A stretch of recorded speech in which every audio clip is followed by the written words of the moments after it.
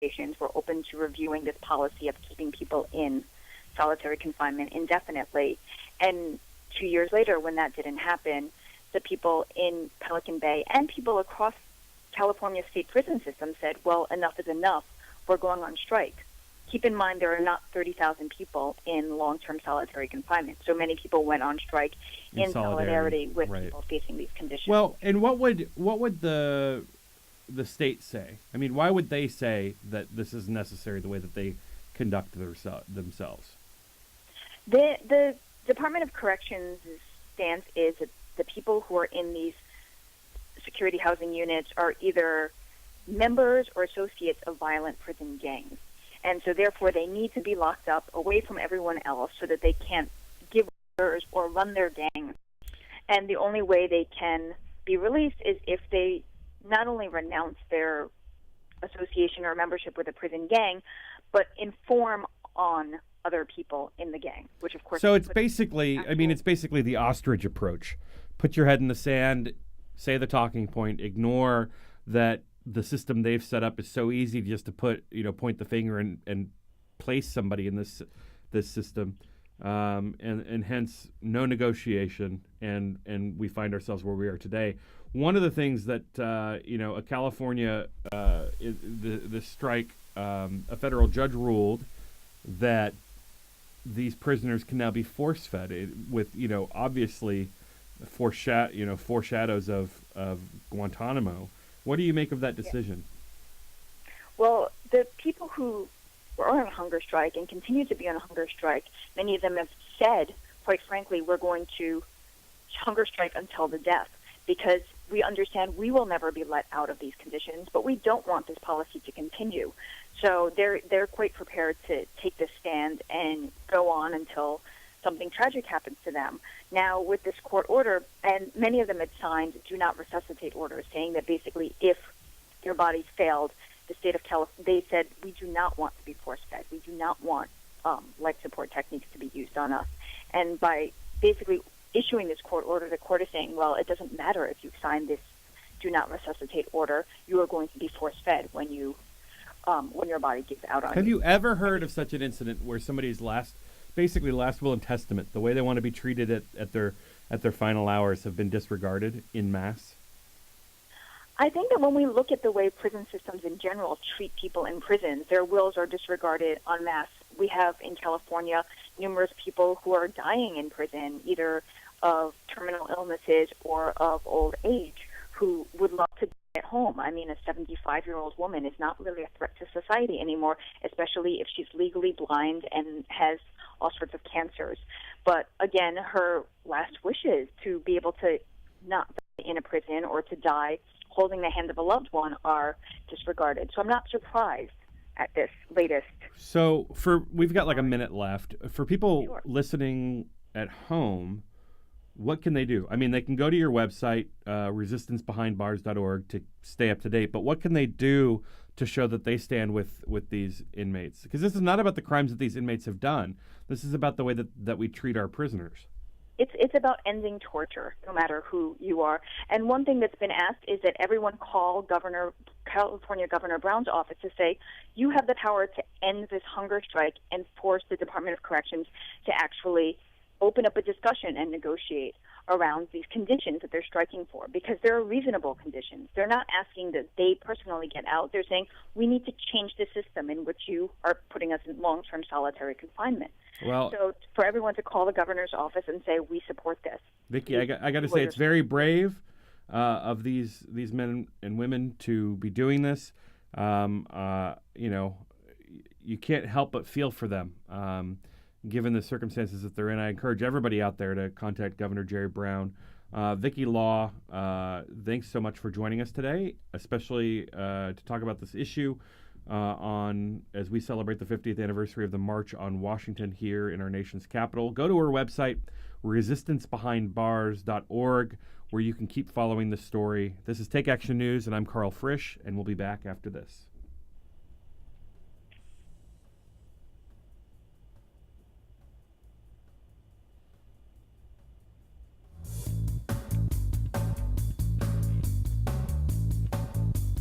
You're listening to Take Action News on We Act Radio, produced at the studios of WPWC 1480 AM in Washington, D.C., your nation's capital. I had a sore in my mouth that just wouldn't go away.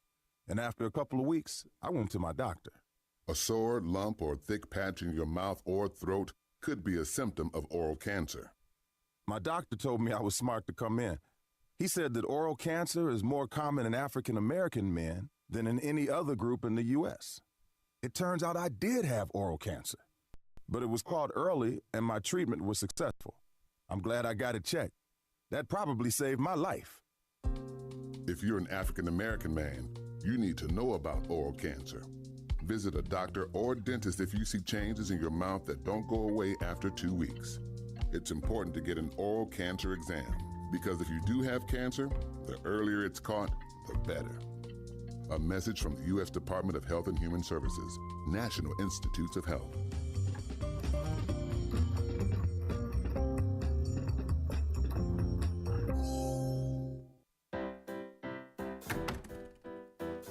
Jeff, I'm home. Hey, Mom. So, what did you do today? I noticed the dishes are still in the sink. I've been busy. Getting your taxes done like we talked about? Oh, I got my friend Dave on that. Hey, he's only charging $20. Not Dave from your high school class who graduated 3 years late. Yeah, he's good with numbers. Won our fantasy football league last year. Jeff, I can't believe you would actually take your... Kidding, Mom. I took all my paperwork over to that preparer just like you recommended. Using a paid tax preparer this year? Visit irs.gov for some do's and don'ts. Like look for a preparer who has a preparer tax ID number and signs your return. Check out their qualifications and review your tax return before you sign it. Oh, Jeff, why do you do this to me? Mom, you're just so easy. irs.gov. It's the best tax tip of all. You know, this used to be a good neighborhood. Now it's a mess. You got all these polyps running around. Stick it in the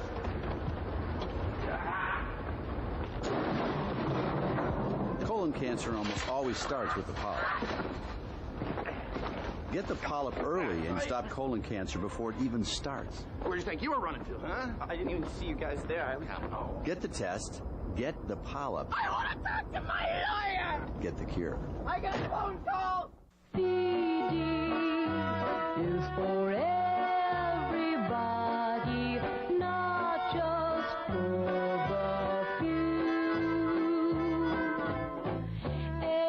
Anyone can share VD with someone nice as you. If you're curious or confused, get information or a pamphlet at most pharmacies or a health clinic. If you need help, see a doctor. Would you like to secure stable employment, affordable, high-quality child care, or an opportunity to serve your community through meaningful volunteer and internship experiences? If so, UPO is the place for you. Hello, I'm Andrea Thomas, Vice President of Administration and Chief of Staff for UPO. As the Community Action Agency for Washington, D.C., UPO has proudly served the residents of Washington for the past 50 years.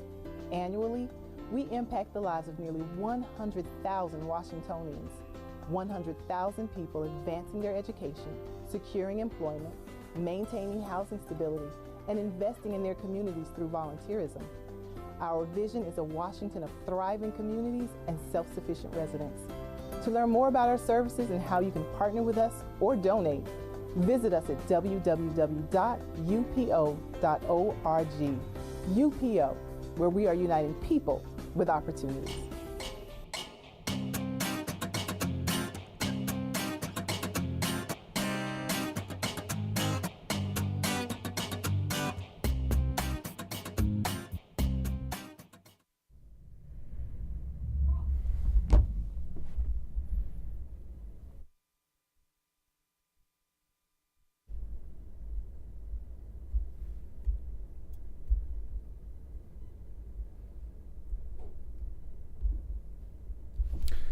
Welcome back. This is Take Action News. I'm Carl Frisch here in our nation's capital as we celebrate the 50th anniversary of the March on Washington for Jobs and Freedom. That's right. The march was for jobs and freedom. So as we continue to celebrate And remember, we are joined by Ben Wickler, who is live on our nation's mall in the nation's capital as the march comes to an end. Ben Wickler, thanks for sticking around and chatting with us. Oh, my pleasure. So, gorgeous day out here. It's absolutely beautiful. And one thing that is interesting, how many people do you think are there that are able to say that they were, here 50 years ago for the march? I think it's got to be thousands. There are a lot of people, who are middle-aged and older, considerably older, that are out here just like they were 20. There's a special section towards the front for folks with disabilities, so you see a lot of people with wheelchairs and people hobbling with canes. But then you also see, people who are 75 or 80 who are just standing in the blazing sun next to their kids and their grandkids and some of them their great-grandkids out in the crowd. There's a real sense of, of people not being involved just for a moment, but really for their whole life. Well, and, as you think about it, it's one thing for somebody to see how far we've come in 50 years. It's an entirely other thing for a young person to be here and have no real direct tie to their past. Do you think that events like these, where we celebrate 50 years, have the ability of educating younger generations about what it is that we all went through? I sure do. I just interviewed a guy who has never been to a rally before. This is his first action like this, and he told me that, he heard about Dr. Martin Luther King when he was growing up, and saw things on TV maybe once or twice, but this is the first time he's been involved, and he was so fired up. He can't wait to go home. He said he wants to get his community plugged into this stuff. He wants to tell people about what he saw and heard, and he was telling me about all the different kinds of campaigns he wants to get involved in. There's I think a real sense of, I don't want to say passing the torch, but I would say like igniting another generation torch with the old one. Well, and from what you've heard thus far from the podium, what have been the highlights in terms of speakers, do you think? Who do you think's connected the best with the audience? That's a great question, but unfortunately I'm the wrong person to give the answer. I've been spending most of my time talking to speakers after they speak. I loved talking to the Dream Defenders. It was very interesting talking to Jesse Jackson Jr. I also interviewed a guy who had been on the balcony with Dr. King when he was shot. And he, I asked him about that day, and sort of eyes glanced over, and he sort of went back in time to this moment that's really seared in his memory. He told me what it was like being up there, exactly what Dr. King was doing at that moment. And then he said that he has felt as though he's been charged with his whole life with bearing witness so that other generations can hear the stories. And I almost think that the speeches that happen on the stage are important, but as important or more important are the stories that people here are telling each other in the crowd. Because there are stories like that I think that just about everyone's hearing, from the elders in their own families, but also from people they've never met. Because there's a sense of kind of a community getting together and, remembering its own power and committing to the next stage in the fight. Well, and that speaks a lot. Rallies and events such as these are pointless if all that happens is somebody speaks and somebody listens. People have to take this home with them. And you often hear from people like John Lewis and others what being at the first march meant to them. Eleanor Norton Holmes, my congresswoman here in Washington, D.C., was there. But, what's more interesting to me is what this will end up resulting in. We're now at a point in Washington where things are at a stalemate, where the Supreme Court is rolling things back. You've got the Trayvon Martin verdict down in Florida. It can be really tough to stay inspired when these events keep happening. Do you get the sense that the folks that are there are getting the energy they need to persevere? I think there is a lot of energy, and one of the things that I'm loving sort of seeing and hearing is a sense of the local fight. Because the Voting Rights Act being struck down at the federal level means that it's up to every state, it's up to the movements in every state to block, voter suppression laws and put in place good ones. They want to add it up to a national movement that could pass national legislation. But there's a real sense of, every city and town. I was talking to a guy from the NAACP, and he said, look, it matters who your police commissioner is. There are very small local elections that really matter, and people are getting a very vivid sense of that. There Absolutely. are a lot of organizations that have this strategy now of organizing these kind of wildfire campaigns where, something starts in one place and spreads all over the place. And a lot of the folks here seem to be involved in that kind of activism, of winning local elections, of blocking bad laws in their states, of trying to change the politics and the conversation where they live. And the sense I have here is that people kind of are ready to go back and do that. It's not. There's been much less celebration, I should say, of the fact that we have Barack Obama, an African American president, than I would have expected. I kind of would have thought that people would be talking a lot about we've gotten to that now, and 50 years ago that would have been so hard to imagine. But actually, people are much more focused on the work that people are doing in their communities every day right now, and I think that kind of energy is something you can't get disillusioned about. That's something that the people who are affected, the people who are involved, and people seem to kind of see that in each other and see that in themselves. I think this doesn't stop here. This is something that goes back into every city where people came from. Well, I'm certainly reminded of the Moral Mondays effort that's happening in North Carolina. I know that a lot of the organizers from the Moral Mondays events in North Carolina are up in Washington for the March anniversary as well. Absolutely, yeah. There's a lot of people are talking about Moral Mondays. They're talking about the Million Hoodies movement and the people, the Dream Defenders, the work they've been doing in Florida. They've been talking about Detroit a lot and Detroit bankruptcy. They're also talking about immigration reform and marriage equality and these different fights that are winning, not just federally, but at a state-by-state level. I think people are taking a lot of strength from that. And a couple of people I've spoken to, speakers at the rally, have told me that they feel like there's a renaissance in activism. People are talking about, Occupy Wall Street and this kind of continued rising energy that's come ever since it. They see the setbacks, but just as much they see the fight in this generation that's coming up right now, and the way that the rising American electorate is going to kind of change the face of politics. It's pretty hopeful given everything that we're facing. It's inspiring to see. Well, and I get the sense that there's not much complacency then. A couple of the speakers have taken naps on the stage. No, I'm just kidding. It's been, everyone's fired up, and the crowd. It's kind of like waiting for Kansas to yell and scream. People love when a speaker will fire them up because they want to go. You know what I mean? They want to be in the fight. It's great. This could so easily have been a kind of a historical retrospective, and instead it's much more like a campaign rally. Well, and it's interesting. I was on my way to the studio today, and there were teams of people getting on the metros, and you could see people waiting in line for the bus to get over to the mall. It's certainly you're very fortunate to be there on the mall and being able to experience this, Ben. We'll be checking back in with you again in the next hour and in the final hour of the show as well, Ben. So keep your ears to the pavement and keep an eye out for what's happening there so that we can check back in with you. Absolutely. Thanks.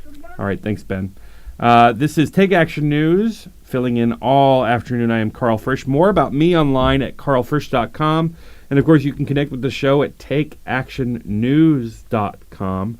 As we close out the show this hour, we're going to be talking to Cliff Schechter, good friend of the show, about Mike Grunwald's Julian Assange drone tweet.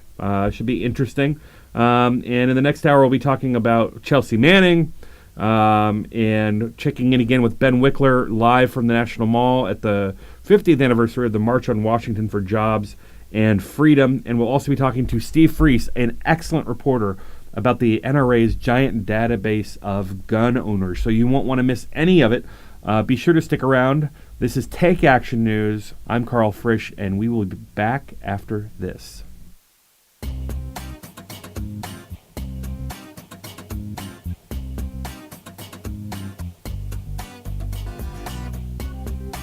Say you want to go to college. Yay! A Big Ten college. But you don't want to feel like part of the, well, you know. Is there an answer for you? Of course. Indiana University East. Go Red Wolves! Indiana University East. You'll get the quality of a Big Ten education in a small college setting. IU East offers more than 50 fields of study, from accounting to political science, taught by internationally recognized faculty with an average of 18 students per class. So it's not, student number 95A-6273, please report to. It's more like, hey, John, welcome to class. Best of all, you'll graduate with one of the most respected degrees anywhere, a degree from IU. Don't wait. Go to iue.edu or call 800-959-EAST to arrange a visit to Indiana University East. IU. Focused on you. I had a sore in my mouth that just wouldn't go away. Education beyond high school. A path to opportunity and success for our young people. And the key to building a better life for themselves and ultimately their own children. But for many, all this is only a dream. Because the challenge of paying for education beyond high school seems to put this opportunity out of reach. But there is an organization that can help. Each year we award $80 billion in grants, low-interest loans, and work study to students in colleges, trade schools, and professional schools. We are federal student aid, part of the U.S. Department of Education. You can learn more by logging on to federalstudentaid.ed.gov. We may be able to help you realize your dreams, so don't get left behind. After all, the most costly education is the one not begun. Federal Student Aid. Start here, go further. Take Action News is proud to be sponsored by Healthcare for America Now. HCAN is a national coalition of more than 1,000 groups in 50 states, representing 30 million people. HCAN works to promote, defend, implement, and improve the Affordable Care Act at both the state and federal levels. They also try to protect Medicare and Medicaid, increase corporate accountability, and confront forces that seek to take away critical services. HCAN believes in creating jobs, not cutting programs people depend on. HCAN runs comprehensive issue campaigns that mobilize people at the grassroots and define the public debate. HCAN is fighting to protect, implement, and improve the new health care law through national and state-based legislative and regulatory campaigns built on grassroots action, public education, communications, policy analysis, and groundbreaking research. HCAN has become a respected voice and national leader on health care while continuing to focus on aggressive field activity. Support HCAN, Healthcare for America Now. When you go on a road trip, you're careful. You follow the signs to arrive at the right place. It's the same online. Read the internet signs along the way, or you may be led astray. For example, look for the .gov at the end of the web address. If it isn't .gov, it isn't the real Social Security website. People are often victimized by misleading advertisers who use terms like Social Security or Medicare to trick the public. These companies charge a fee for free Social Security services. These services include changing your name and getting a new Social Security card. There's no need to pay for services Social Security offers for free. Go to www.socialsecurity.gov. And remember, if it isn't .gov, it isn't Social Security.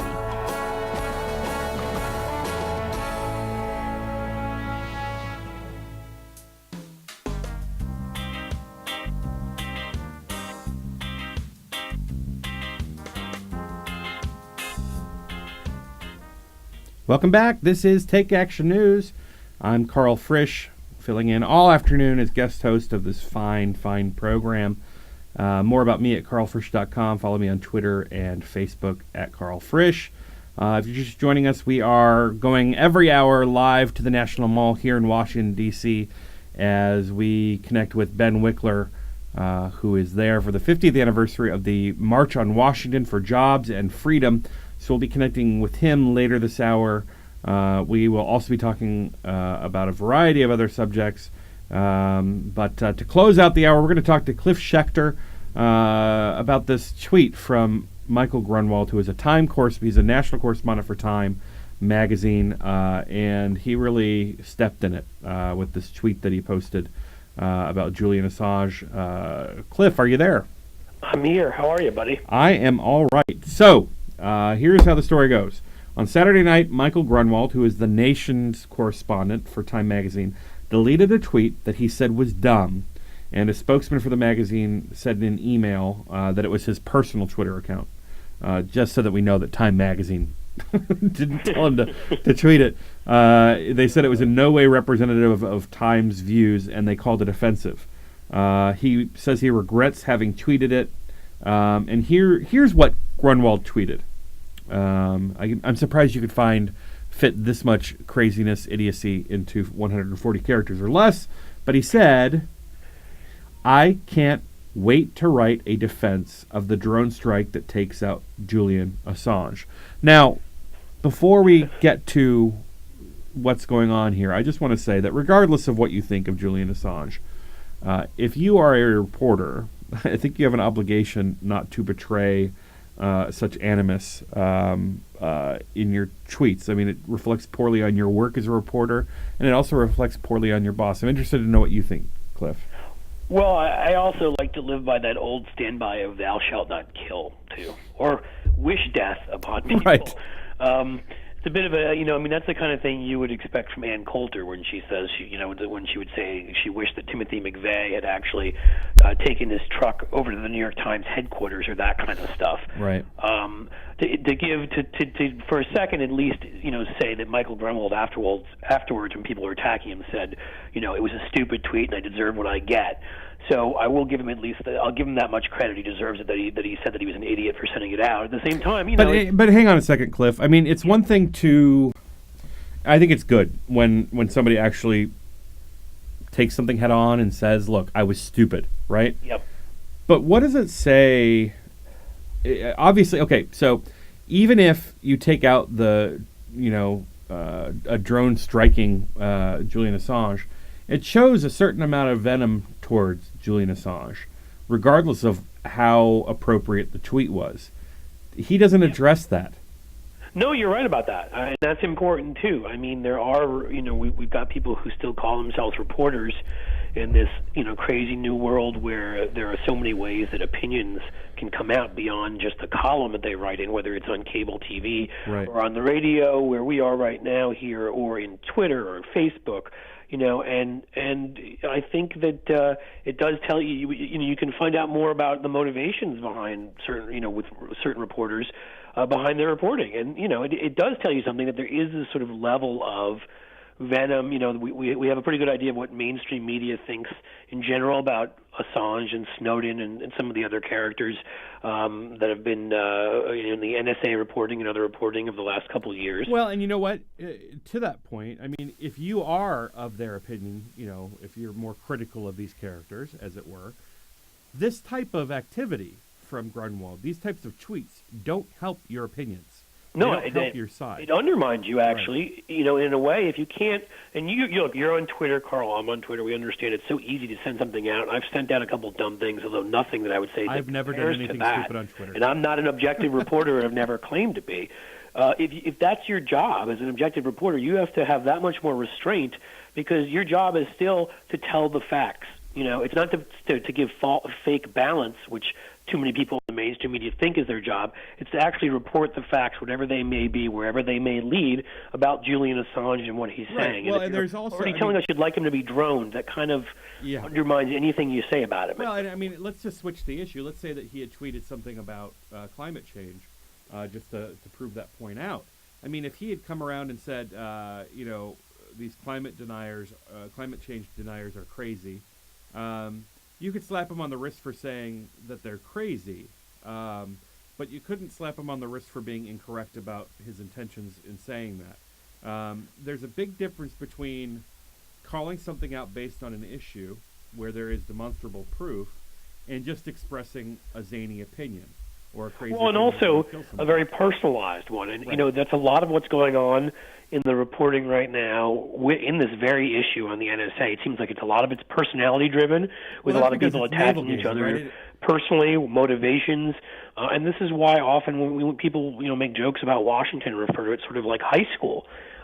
We should be talking about issues, and they're important. It's not who's reporting them, whether you like this person that is, whether you'd like to have a beer with them or whatever. Well, that's the a lot of people we're all going to not like, but we need to get beyond that, because the issues are what we're supposed to be doing here. Cliff, the problem is that when we have stories where the impetus of the story is because somebody reported something, right? So a leak was reported out by a reporter. Whenever the media, especially in Washington and New York, whenever the media has an opportunity to cover the media, we end up with this kind of baloney. Yeah. That's entirely correct, because, again, so much of it is driven by relationships and who's going to what parties and what personalities are involved. And this is, read the book, This Town by Leibovitz, an idea of some of that. Although there's been, a lot of us have, on the left certainly, have looked at that in recent years. And so, that's become a lot of the problem in Washington, D.C., is the way things are being reported based upon who it is that's doing it. And again, that's not what we're supposed to be doing. That's more like a high school election for student council. And that's kind of a problem for us, isn't it, Carl? I think so. How do you change that conversation in the Beltway, though? I mean, if you look at another issue, for example, if the Beltway establishment is anti-Snowden, anti-Julian Assange, they're also in favor of, gutting Social Security and Medicare when the facts are not in their favor. How do you change but they're also, just as an aside, they're also in favor of the Voting Rights Act. They're pro-marriage equality. So there are some elements that you would say are part of the zeitgeist within the Beltway, right? That is true. I mean, look, I think people often say reporters come at this point, they're not from sort of a working class background like they used to be. They're from much more of a middle to upper middle class background, and that's kind of where their economic values come from. But being urbane, if you want to put it that way, living in big cities around people that are ethnically diverse and diverse in many other ways, tend to be more socially liberal. So there's no doubt. I think when people on the right scream that the press is all liberal, they're looking at some social issues and probably seeing some bias there, and there probably is some bias there. But there also is on the economic side towards some of these things we've heard about, cutting Social Security and other things, because reporters tend to be of the type of living that they don't need to rely on Social Security. How do we change that? That's really difficult to change. There was a time, obviously, again, before cable TV, where you had these working class reporters, who weren't TV stars and weren't making those kinds of salaries and could identify with regular people every day on economically, and it's tougher to find those kinds of reporters now. Changing that, bringing certain integrity to the job, bringing certain ethics to the job, maybe having stronger rules in terms of ethics at certain publications. But obviously it's difficult, Carl, just because of who's doing the reporting. Well, what do you think should happen to Michael Grunwald? I think that Time, should have. I don't know if it's a suspension. They definitely, if they shouldn't have fired him. And I don't think fired him because he apologized. Obviously, it was a mistake. But I think you need to suspend him. Can you give somebody a kind of send the message that it's not acceptable? What do you think about maybe giving him a timeout from Twitter? I think that would be good too. We've seen it happen with other reporters where they've been told to sort of stay away from Twitter for a certain period of time.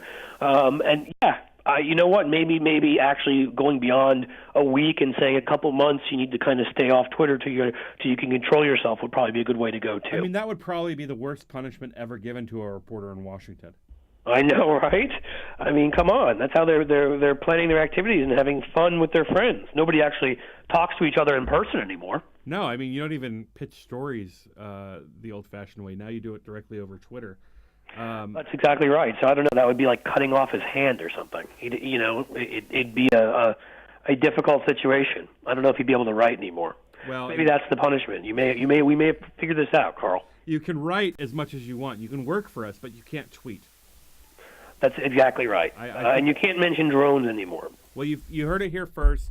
Michael Grunwald's punishment at Time Magazine should be that he is forbidden from using social media for, let's say, a month.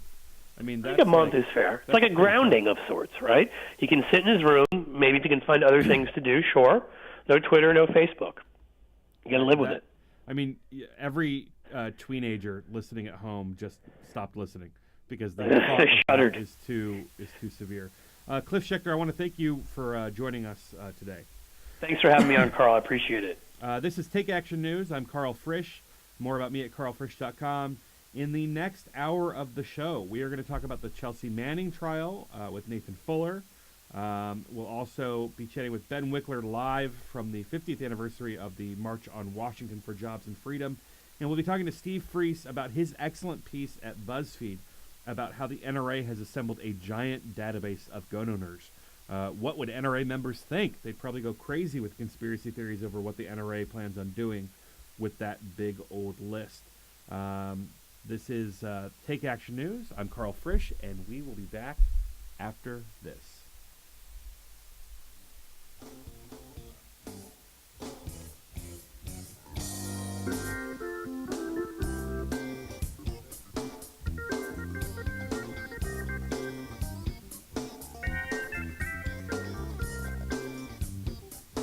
I'm Gary Johnson, former governor of New Mexico. Last year, my state became the 12th state to allow medical use of marijuana by patients who are seriously ill. Some people were surprised that a Republican governor supports medical marijuana, but I'm hardly alone. Groups like the American College of Physicians, American Nurses Association, and American Public Health Association have all acknowledged the medical value of marijuana. New research about medical marijuana is coming out almost every day, showing remarkable potential in all sorts of serious conditions, including cancer, AIDS, and chronic pain. But some in government still want to put politics and ideology ahead of public health. To learn more about medical marijuana and what you can do to help, contact the Marijuana Policy Project at 1-877-JOIN-MPP or visit them on the web at mpp.org. Thanks. You're listening to We Act Radio, WPWC 1480 AM, broadcasting live from Martin Luther King Jr. Avenue in D.C. Attention citizens, I have received inside information revealing that global terrorists are targeting us again. Their target is not Washington, New York City, or even Disneyland. Rather, it is Concord. You know, in New Hampshire, the state capital. Even though only about 43,000 people live there, Concord apparently has strategic significance, for the local police, fully backed by the city council, are preparing for a horrific terroristical assault. Specifically, they're seeking $258,000 from the Department of Homeland Security so they can gird themselves by purchasing a Lenco Bearcat G3 armored vehicle. This bold stand to defend the homeland was revealed by the New Hampshire Civil Liberties Union, which obtained a copy of the grant request. Actually, it is not al-Qaeda terrorists that have Concord's police gearing up for war, but, quote, the domestic type of terrorists. Really? In Concord? Yes, insists police, referring vaguely to daily challenges and warning that the threat is real and here. Who are these domestic demons?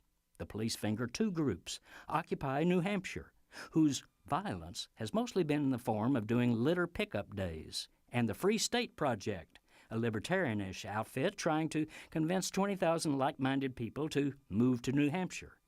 Neither group is armed or dangerous, and both are committed to nonviolence. Yet the police claim they need a Bearcat G3 to respond to terrorism involving, quote, chemical, biological, and radiological materials, as well as explosive gases. This is Jim Hightower saying the most explosive gas in this case is coming from police officials who have tagged their own peaceful citizens as terrorists.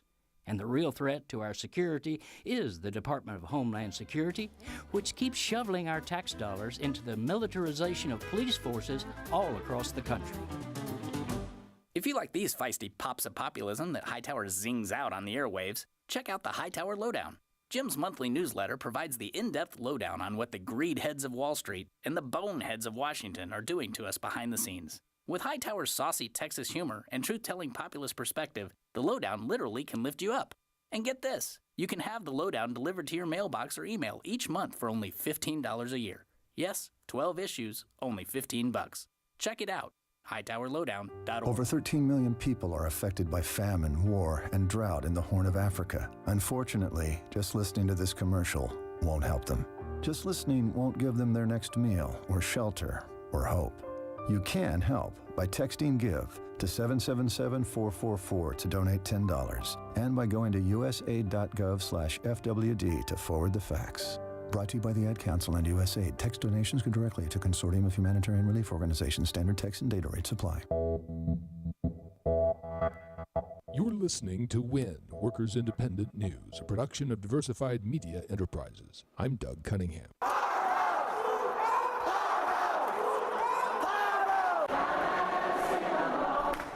Governor Scott Walker's Capitol cops arrested one person Thursday for merely clapping along with a Solidarity sing-along song at Wisconsin's Capitol. The daily noon-hour protests started in 2011 during the Wisconsin uprising that was protesting stripping away of collective bargaining rights for public workers. A federal lawsuit over First Amendment rights at the sing-along at the Capitol goes to court for trial in January. Two Democratic Wisconsin state lawmakers stood with the Solidarity sing-along on Thursday. Representative Sandy Pope was one of them. I just feel I have the duty and obligation to my constituents to be here and observe what's happening. As this administration chooses to try to suppress the people's voice, I want to be here to see it. I also do not want this administration to feel that it can intimidate and silence the voice of the people. Wisconsin State Representative Diane Hesselbein had a sign that said her office hours were right now during the sing-along. I've been here the last few weeks, actually with my constituents, letting them express their opinions about what's going on in our state capitol. The Constitution speaks for itself. People are allowed to come here when they want to. Holding up big letters that said unintimidated, the singers filled Wisconsin's rotunda with songs of protest. Have you been to jail for justice? I want to shake your hand. Labor singer-songwriter Ann Feeney, on a national Summer of Solidarity tour with United Steelworker activists and others, stood with the Solidarity singers and got a very warm reception as the singers sang their rendition of her song, Have You Been to Jail for Justice? People didn't boycott the bus in Montgomery for a weekend. It took over a year of constant struggle. And I know that Wisconsin knows how to fight back. And you're doing it, and you're doing such a great job, and it's such an honor and a thrill to come back into the Capitol and see that you're still here. You're still here. So I'm so glad to stand in solidarity with you. Lars Pripp is an ex-Marine member of Veterans for Peace. He carried a sign in Wisconsin's Capitol Rotunda that said, Political Prisoner Number 52. I was arrested 2 times at the Capitol for being at the sing-along. And I'm here because it's a fight against fascism. The Capitol Police are taking political prisoners. I want to see people in the streets. John Schultz is a retired United Church of Christ minister from Madison, Wisconsin. And I'm here as a Christian pastor because I think that there are serious justice issues involved here. It's a moral witness, but it's informed by my faith and who I am as a Christian person to free the oppressed. You've been listening to WIN, Workers Independent News. For more information, visit laborradio.org.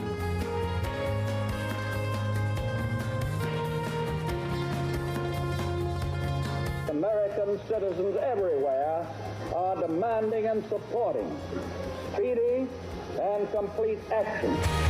Broadcasting from the We Act Radio studios in Washington, D.C. Heard live across the nation, this is Take Action News with David Shuster. Many of the world's great movements of thought and action have flowed from the work of a single man. There is work to be done. The state of our economy calls for action, bold and swift, and we will act. We will take action when action is required.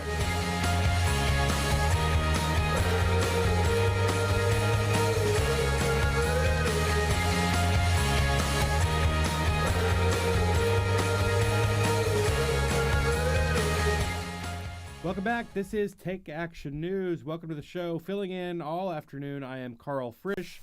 More about me at carlfrisch.com. You can connect with me on Facebook and Twitter and Instagram and every other social media you can possibly imagine at Carl Frisch.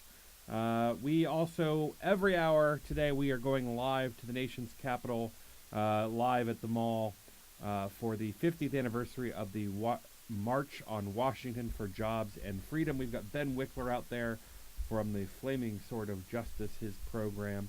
And one of the things I wanted to chat about with you today is the trial and sentencing of Chelsea Manning. She was sentenced to 35 years.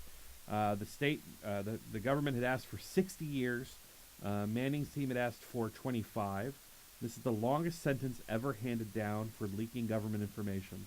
And I wanted to chat. There's some politics involved here about how the trans issue was deployed during sentencing, and the way it's been talked about during the trial and in the run-up to the trial. And I wanted to talk to Sasha Burchett, who's a lawyer with the Transgender Law Center.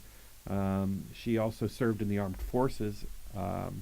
She really knows how trans issues were deployed in the sentencing phase of the trial.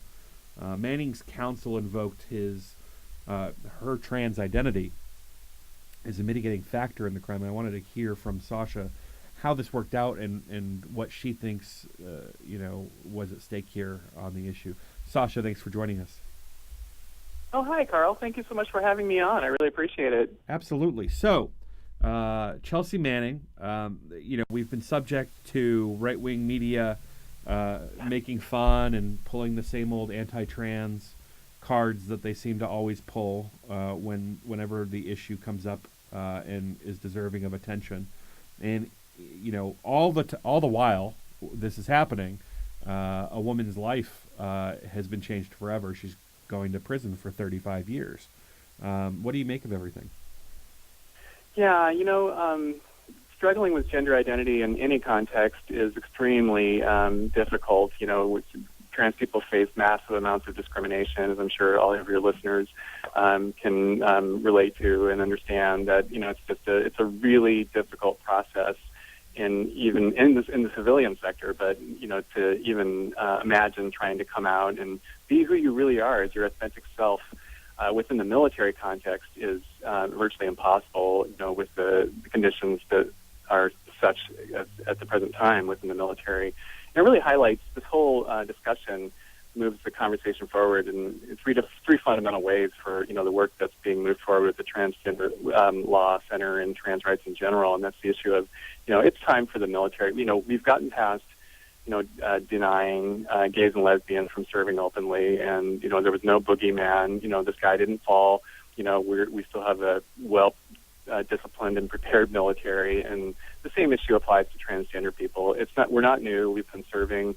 I myself served in the Marine Corps for 4 years, and proudly and honorably, and but it's time to drop that exclusion. And the other two issues I just wanted to touch on quickly that are just a little broader than the discussion about the litigation, but it's the issue of access to health care. One of the biggest concerns we have with the way this was approached from the military's perspective was, they made an announcement, almost after her sentencing or after her announcement that she would be expressing her gender identity and living as her authentic self. The military responded by stating that they would deny any kind of medically necessary health care for her, which is extremely compromising for her, but it's also inappropriate because that's just that the Eighth Amendment prohibits that kind of cruel and unusual punishment and that deliberate indifference to people's medical health care needs. And the last issue I just want to touch on briefly, because I don't want to stand on my pedestal here, but is the issue of the extreme violence that trans people face within the prison industrial complex. Trans women, the Prison Rape Elimination Act regulations were passed just last year, and part of that was pushed through because of the extreme violence that trans people face because of the way the system was set up before. And trans women, for example, are 13 times more likely to be sexually assaulted than any other prisoner. So this issue has brought up a lot of different issues and helped push this conversation forward. So we're really excited about it. Well, and it may be a tough question, but I mentioned that Chelsea Manning's legal team brought up her trans identity as a mitigating factor in the trial. Do you think that has the potential of setting back the trans community by further stigmatizing the community, saying that because of her identity, that might have mitigated why she did these things? That's a really difficult question, and I can't, I can't really comment on that because I don't know her individual circumstances, and I haven't spent, that kind of time looking through, her medical records, and it's an individualized assessment that's made. It sounds like, she was under great duress, and anybody that's going through a gender transition would be going through a similar, emotional crisis, whether that mitigates. Probably heightened by being in the military, too. Yeah, it's extremely, it's been a long time since I've been in, but, at the time it was, there wasn't even the word transgender, but, it was extremely homophobic, and it's extremely a difficult place to be, especially, with that gender identity. So yeah, I can imagine where it would have been a very, very difficult time for her, and going through that process and then trying to, do what she felt was the right thing at that time as well. Well, do you think that the major trans organizations mobilized effectively around the issue or around the story? Or do you think that there's still work to be done? And not just the major trans organizations, but also the more broadly LGBT organizations. Yeah, I think that that's a good question. I think that there's a lot of political questions involved with, her story, and it's a really difficult, and it's a very private, story as well. So I don't think that there was a failure, but I think that, definitely, that there was, an indication that, she was expressing a different gender identity. There were mixed signals for sure, but I think that we could have done more, and I think that we're doing that now, especially now that she's come out and expressed her gender identity in a clear way. I think a lot of organizations are stepping forward and talking about the issues that are really at stake here. Again, just to reiterate, not to get on my soapbox again, but the issue of trans people serving openly in the military, the access to health care. And, and by the way, just for your listeners, just going back to the healthcare issue a little bit, there's been great movement forward, not just within the federal systems with the Prison Rape Elimination Act, but the Veterans Administration has actually started to provide, gender-affirming medically necessary health care. So we've seen a lot of movement forward. So I think that, we're taking this time to support her now for sure, but we're also using this as a way to move this conversation forward to talk about these other issues for sure. And will there be legal action to get her the care while she's incarcerated that she deserves?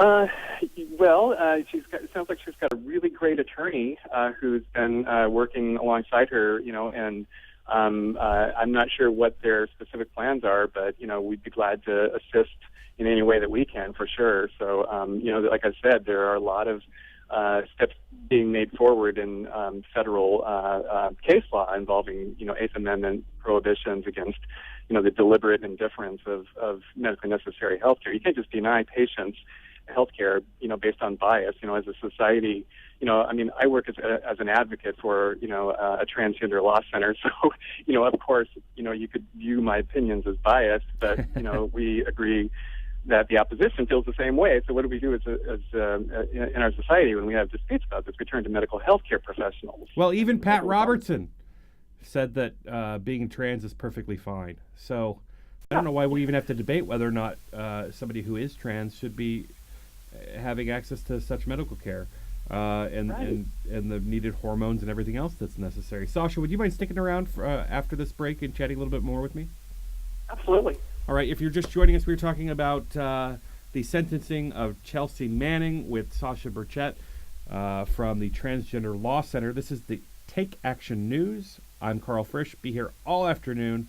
More about me at carlfrisch.com, and be sure to connect with the show at takeactionnews.com. We will be back after this.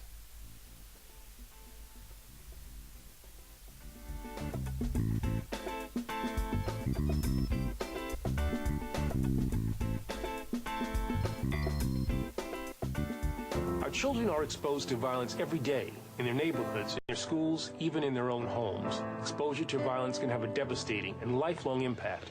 Through community action and leadership at the national level, we're identifying the children who need our help. I'm Attorney General Eric Holder, and I'm asking those of you who have a role in a child's life to take action. Through your attention and early intervention, we can help children in need to heal, to thrive. Together, we can change their lives and their futures. Join the Justice Department in defending childhood. 100% success rate in modifying your home. Free consultation at 10%. Does this sound familiar? If you're in need of assistance with your mortgage, be careful where you turn for help. Loan modification scammers will offer deals too good to be true. Learn the signs so your life won't be turned upside down. Know it, avoid it, report it. For more information or to report a scam, call 1-888-995-HOPE or visit HUD.gov/prevent-loan-scams. As a National Guard or Reserve member, you served your country. Now let VA serve you. I wouldn't be here today as a successful woman without the help that I received. Your VA honors your service by providing a wide range of veterans benefits. From home loans to job training, VA benefits can help with some of life's toughest challenges. What's important about VA benefits is they don't just touch you as an individual. They can touch your parents, maybe your grandparents, your child. Go to benefits.va.gov/Guard Reserve to learn more, including how to apply online using e-benefits. I just finished a master's degree recently, and now I'm working on another degree as well, so the military made that all possible. My veterans benefits made that all possible. No matter what the time is, apply for your benefits. You earn them. VA is ready to help you. Achieve your next mission. Learn about and apply for your VA benefits today. Friends, David Shuster here, and all of us at We Act Radio are so proud of our neighbors here in Southeast D.C., especially one of our partners, the ARC. The ARC is at 1901 Mississippi Avenue Southeast. It's the home to some of Washington's best, including the Washington Ballet, the Levine School of Music, Boys and Girls Club, and the Children's Health Project. All provide a number of programs and services within the very same facility. The ARC is also home to the ARC Theater, the only theater east of the river, which hosts a variety of dance, music, and theatrical shows each year. Almost everything you could want is at the ARC, so stop by and see them. The ARC, 1901 Mississippi Avenue in Southeast. For more information, visit the ARC's website, www.thearcdc.org, or call 202-889-5901. The ARC, part of Southeast D.C. We Act Radio is a very proud partner of the Start at Westminster, a harm reduction, prevention, and awareness initiative sponsored by the Westminster Presbyterian Church right here in D.C. START stands for Syringe, Treatment, Advocacy, Resources, Training. These are the core elements of the harm reduction philosophy at START. The goal of this program is to reduce transmissions of HIV, hepatitis, and other bloodborne infectious diseases by empowering those at risk of infection with the tools, resources, and referrals they need to take charge of their health. Over the past year, the Start at Westminster tested over 1,600 people, and they're averaging about 150 tests each month. And of course, with the proper funding, that number could go even higher. For more information on this terrific program, go to www.startatwestminster.org. Or visit the Westminster Presbyterian Church, 400 I Street Southwest, right here in Washington, D.C.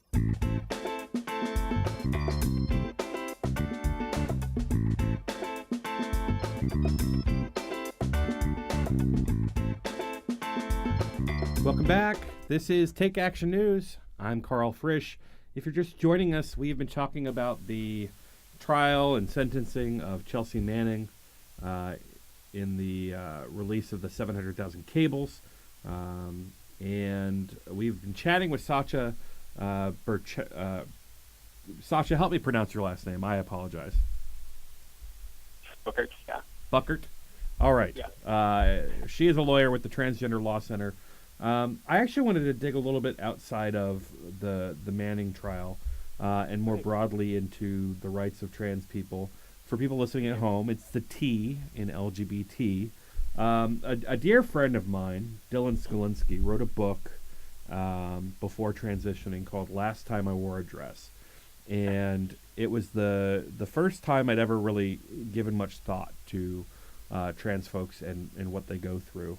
And Dylan talks about a time when he was hospitalized for something that doctors were calling gender dysmorphia. And, you know, the cure, and this is going to sound crazy to some people today, the cure that he was prescribed was to take lady lessons to learn how to be a lady and to learn how to be more feminine, as if that was the problem. And, you know, people will hear that and think, oh, you mean like praying the gay away. If you just butch it up if you're a guy, if you just feminize it if you're a girl. Right. How common is this type of a story? You know, it depends on what part of the country or world you're talking about. And this was in Illinois, I believe, in the late 80s. Yeah, it's pretty uncommon now. I think that, you know, unfortunately, there are still reparatives, is what the term is, that right. to define the counseling that occurs in some places. In California, thankfully, we've been lucky to legislate that away. And New Jersey now too. Yeah, exactly. Yeah, New Jersey just pretty recently, isn't it? So that's great. And you know, it's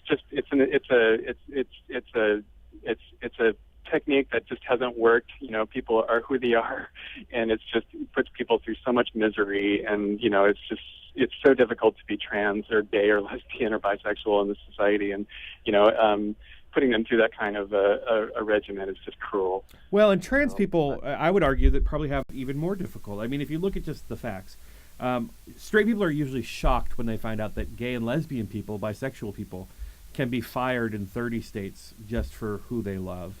They can be denied housing in 30 states just because of who they love. They can be kept from adopting each other's children, and the list goes on and on. And those numbers are all worse for trans people. More states deny trans people rights than they do even to lesbians, gays, and bisexuals. And then you've got the added conundrum of how the rest of the LGBT community treats the T in the community. Yeah, it is true. I mean, I hate to get into the oppression Olympics, is what we call it sometimes. Well, I think that's actually happening in Sochi. This. Yeah, but I do want to acknowledge too, though, that especially within the trans community and the LGBT community, that communities of color are specifically hit hardest by the discrimination. Whether it's employment discrimination or housing discrimination. We have studies that show that communities of color, especially African American communities, face 3 to 4 times the rates, of employment discrimination, and the same is true for Latino communities and other communities of color. So it's a huge concern. But yeah, it is.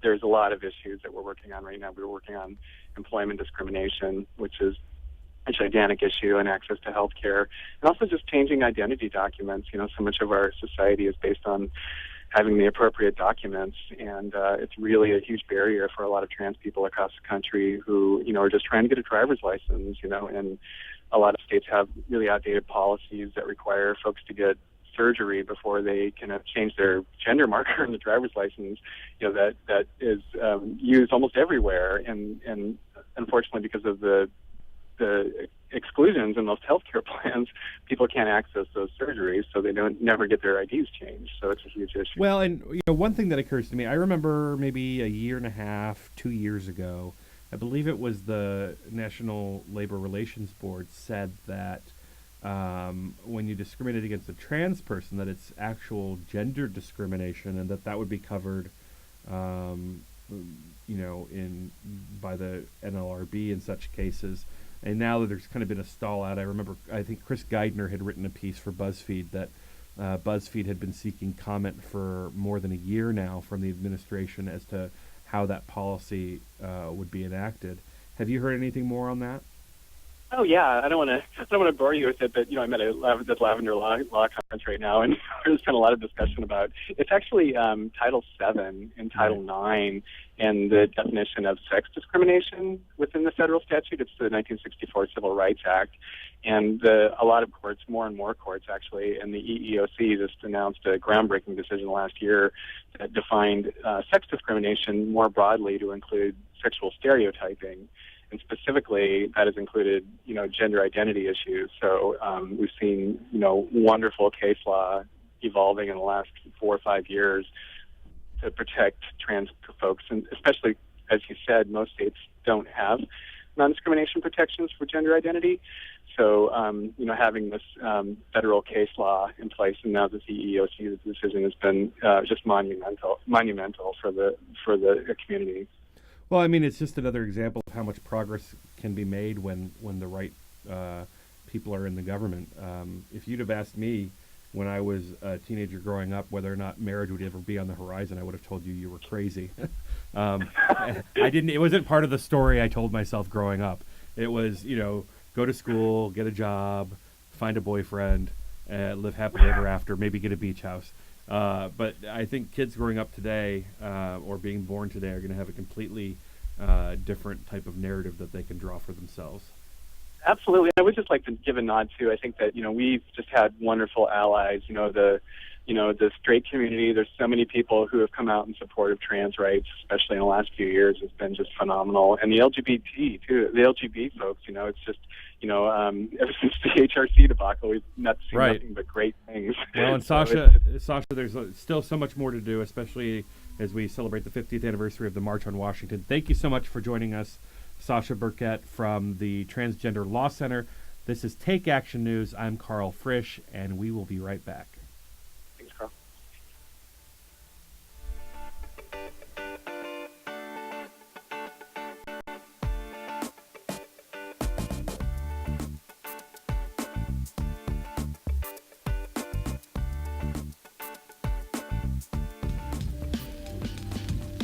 You're listening to We Act Radio, WPWC 1480 AM. Now get out there and do something.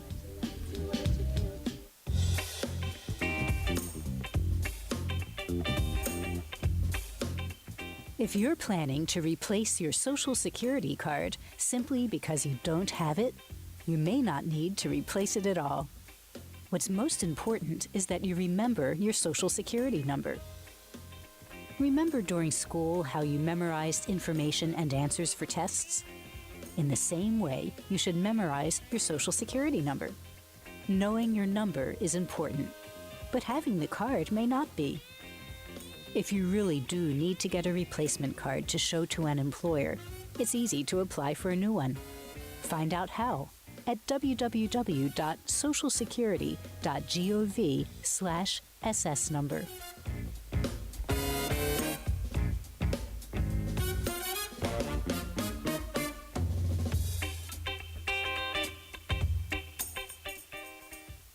Say you want to go to college. Yay! A Big Ten college.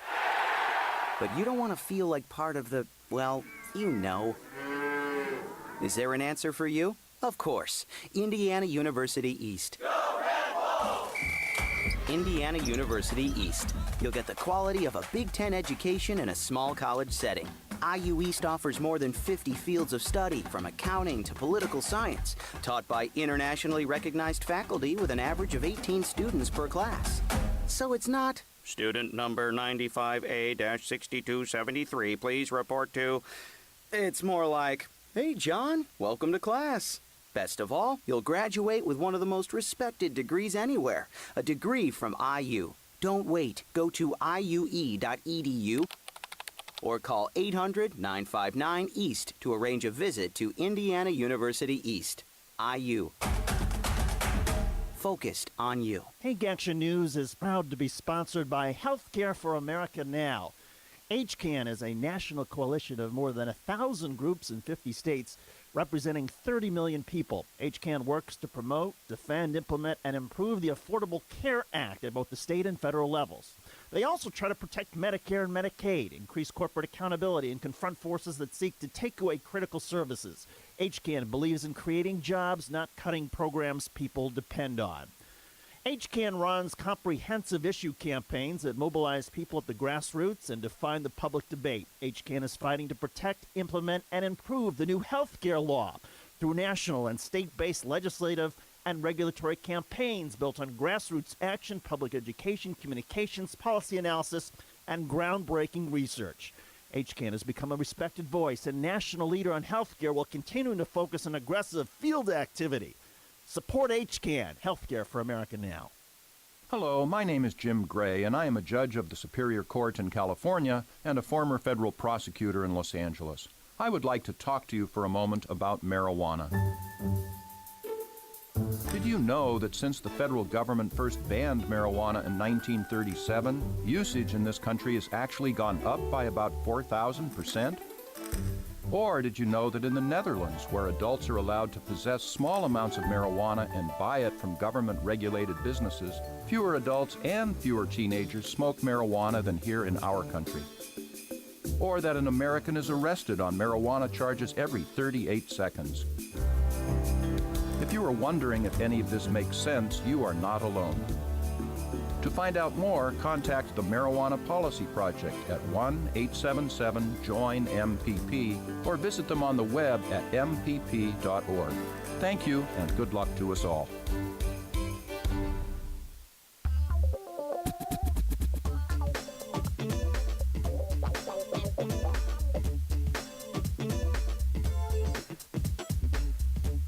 News. I'm Carl Frisch in all afternoon. As you know, it's the 50th anniversary of the March on Washington for Jobs and Freedom, happening in our National Mall today here in the nation's capital, Washington, D.C. Thousands of people turning out. And we've been turning to, all afternoon, we've been talking with Ben Wickler, who is live at the National Mall. And he joins us now. Ben, are you there? I'm here. All right. So, one thing that I find fascinating that a lot of people don't know, and they're kind of shocked when you talk about it, especially since it was 50 years ago. So just a matter of days ago, the president gave the Presidential Medal of Freedom to Bayard Rustin, who was the original organizer for the March on Washington 50 years ago. And what's particularly interesting to me about Bayard Rustin is that he was not only a man of color, and he was not only, deeply involved in the organization of the successful original March on Washington, but he was also a gay man. For folks who don't think that LGBT people were involved deeply in the civil rights movement of the 60s, he is a case in point against that thought. Has he been referenced much since you've been out there on the Mall? Yeah, he's been a real figure in the march this year in a way that that wasn't always true. He was such a controversial figure back in the day that he often didn't play the kind of public role that he would if he were here today. But people have been name checking him from the stage, and there's been a lot of talking about the kind of continuity in the relationship between the struggle for equality for LGBT people and the other parts of the civil rights movement. I earlier talked to Jamie McGonigal and his husband Sean, and they were involved in organizing the rally outside the Supreme Court during the DOMA and Prop 8 rallies and oral arguments at the Supreme Court. And they talked about how so many civil rights leaders came out for those rallies, and they were proud to be here. Yeah, and now they're here. They're there with you now. Exactly, and it's been a really cool thing. It's there's this myth that the right kind of perpetuates that a lot of African Americans and Latinos, they might be with Democrats and progressives on racial justice issues, but they're conservative on social issues, and they oppose marriage equality and other stuff. But look around, and you can't see a trace of that here. Well, it's not only a myth; it's also a lie. I mean, if you look at polling, Latinos, Hispanics are in support of marriage equality almost more than white people, and African Americans, a majority of African Americans now support marriage equality, in no small part thanks to President Obama's public support. It's interesting because by the way, for people that are not familiar with Bayard Rustin, there's a great documentary, award-winning documentary called Brother Outsider, which is back on television this week in celebration of the 50th anniversary of the March on Washington for Jobs and Freedom. Brother Outsider. Be sure to check your local listings. I think it'll be on PBS this Wednesday, which is the official anniversary of the march. But check your local listings for Brother Outsider. It's a really great documentary about the life of Bayard Rustin, with a lot of great insight about the March on Washington. So you've seen him being name-checked. It is interesting. I mean, one of the things I remember from the documentary is it was not by accident that his role at the march was kept quiet. I mean, and everybody knew he was gay, and that's why it was kept quiet. How far we've come, right? Yeah, that's really right. I mean, he's now, I think, becoming an icon, not just in civil rights, but also in the struggle for LGBT equality. And he represents in a way that not many people can, how there's always been an intersection between all these different struggles. One of the things that I've loved hearing today from a lot of people on the stage and in the crowd is the sense that civil rights means human rights, and it means human rights for everybody. There's people don't see a distinction between the sort of classical civil rights movement that was fighting Jim Crow and the struggles for other civil rights for other Americans, and new Americans today. I'm now, sorry about the crowd noise, I'm here at the beginning of the march, going past, thousands of people on either side of me. There are people who are holding up signs about Trayvon. We are walking right in front of the kind of group of police officers mounted on horseback who are about to come through as they march, as the major speakers and organizers come through. So there's going to be a little hubbub when Reverend Trump and others walk by me. That's all right. It's exciting to hear the commotion. At least it helps make it feel like we're there with you. Any highlights from your discussions today? I know that you've been broadcasting live from the mall all morning and afternoon. Any personal highlights of your experience thus far? Well, I've loved talking to some of the older folks who've been around in this fight for so long, and some of the just switching to a headset here to some of the younger people. I mentioned earlier the guy for whom this is his first rally. That was a neat moment. There was another moment that had a personal resonance for me. my first political memory when I was 7 years old was going with my mom to a Jesse Jackson rally when he was running for president. And I got a hug from Reverend Jackson on that day when I was 7. And that's basically, the earliest moment I can remember that kind of bring me into a lifetime of trying to work for social justice. So when he sat down next to me today on the show, I told him that story, and he grabbed me and said, "Hug number 2," and gave me another hug right then and there. That's awesome, Ben. If you're just joining us, we're talking to Ben Wickler.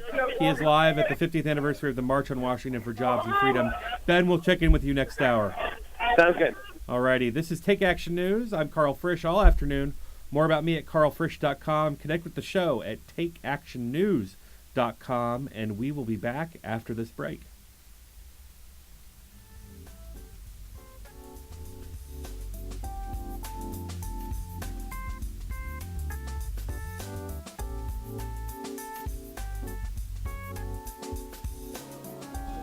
Education beyond high school, a path to opportunity and success for our young people, and the key to building a better life for themselves and ultimately their own children.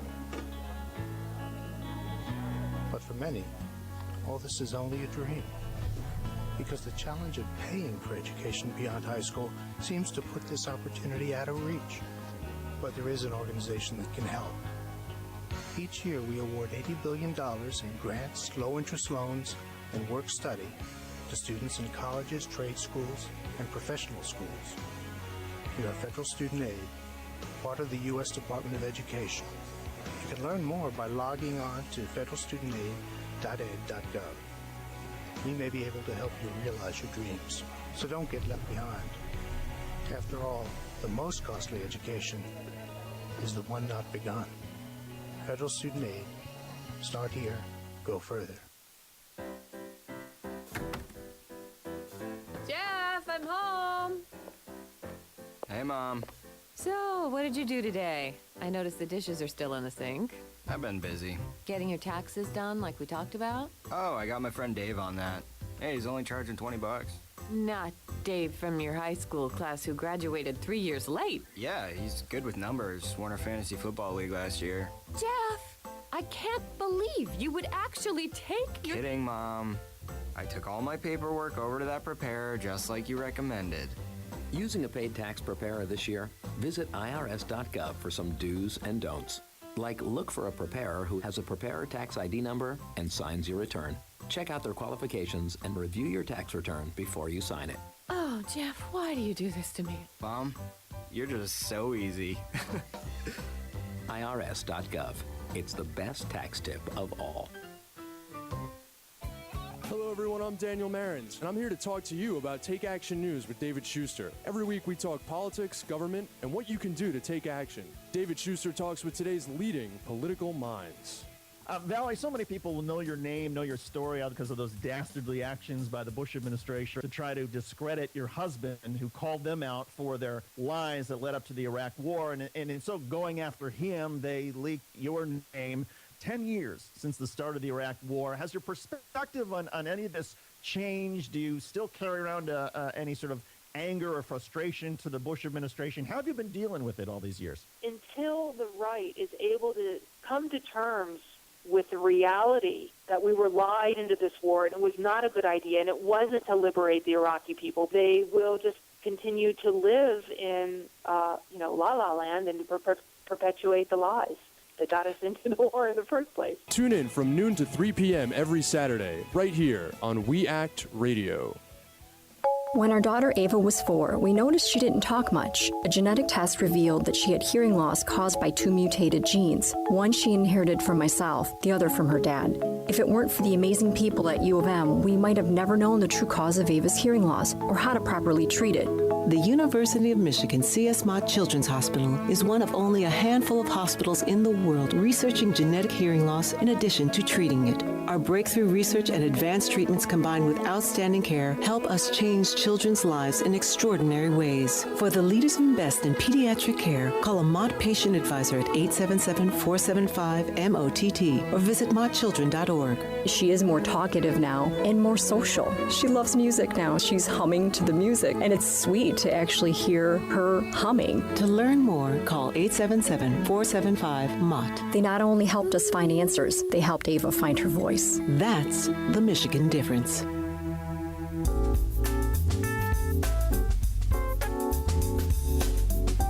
Welcome back. This is Take Action News. I'm Carl Frisch. All afternoon. More about me at carlfrisch.com. Connect with me on Twitter and Facebook and every other social media that you can possibly imagine at Carl Frisch. That's KarlFrisch. Don't forget to connect with the show. TakeActionNews.com. Also find us on Twitter and Facebook and everything else. One of the things that's interesting to me, I mean, if you talk to progressives, the gun issue is still right there in the public consciousness. I've probably been to more gun shows than every progressive in Washington, D.C. combined, literally hundreds. My father took us to them when I was growing up, so I've been to literally hundreds of gun shows. And there was this great piece in BuzzFeed by Steve Freese about how the NRA has built a massive secret database of gun owners. And as we talk about, big data being the thing driving politics, if you watched the coverage after the 2012 election about how the Obama campaign had masterfully built this giant database of voters and was able to do models so, technologically advanced that they were able to predict down to the number of votes that they would need in every precinct, et cetera, et cetera. Well, the NRA is doing that with its gun owners database. And I wanted to chat with the author of this amazing piece, Steve Freese. He's a BuzzFeed contributor. Steve, thanks for joining us. Thanks for having me. How are you? I'm doing well. So, the NRA, and now if you take the word NRA out of this, it actually sounds like you're describing the worst nightmare of what one might call a gun nut, that somebody has maintained meticulously a giant database of all the gun owners. But then you tell them that the NRA is the one doing it, and what's the reaction?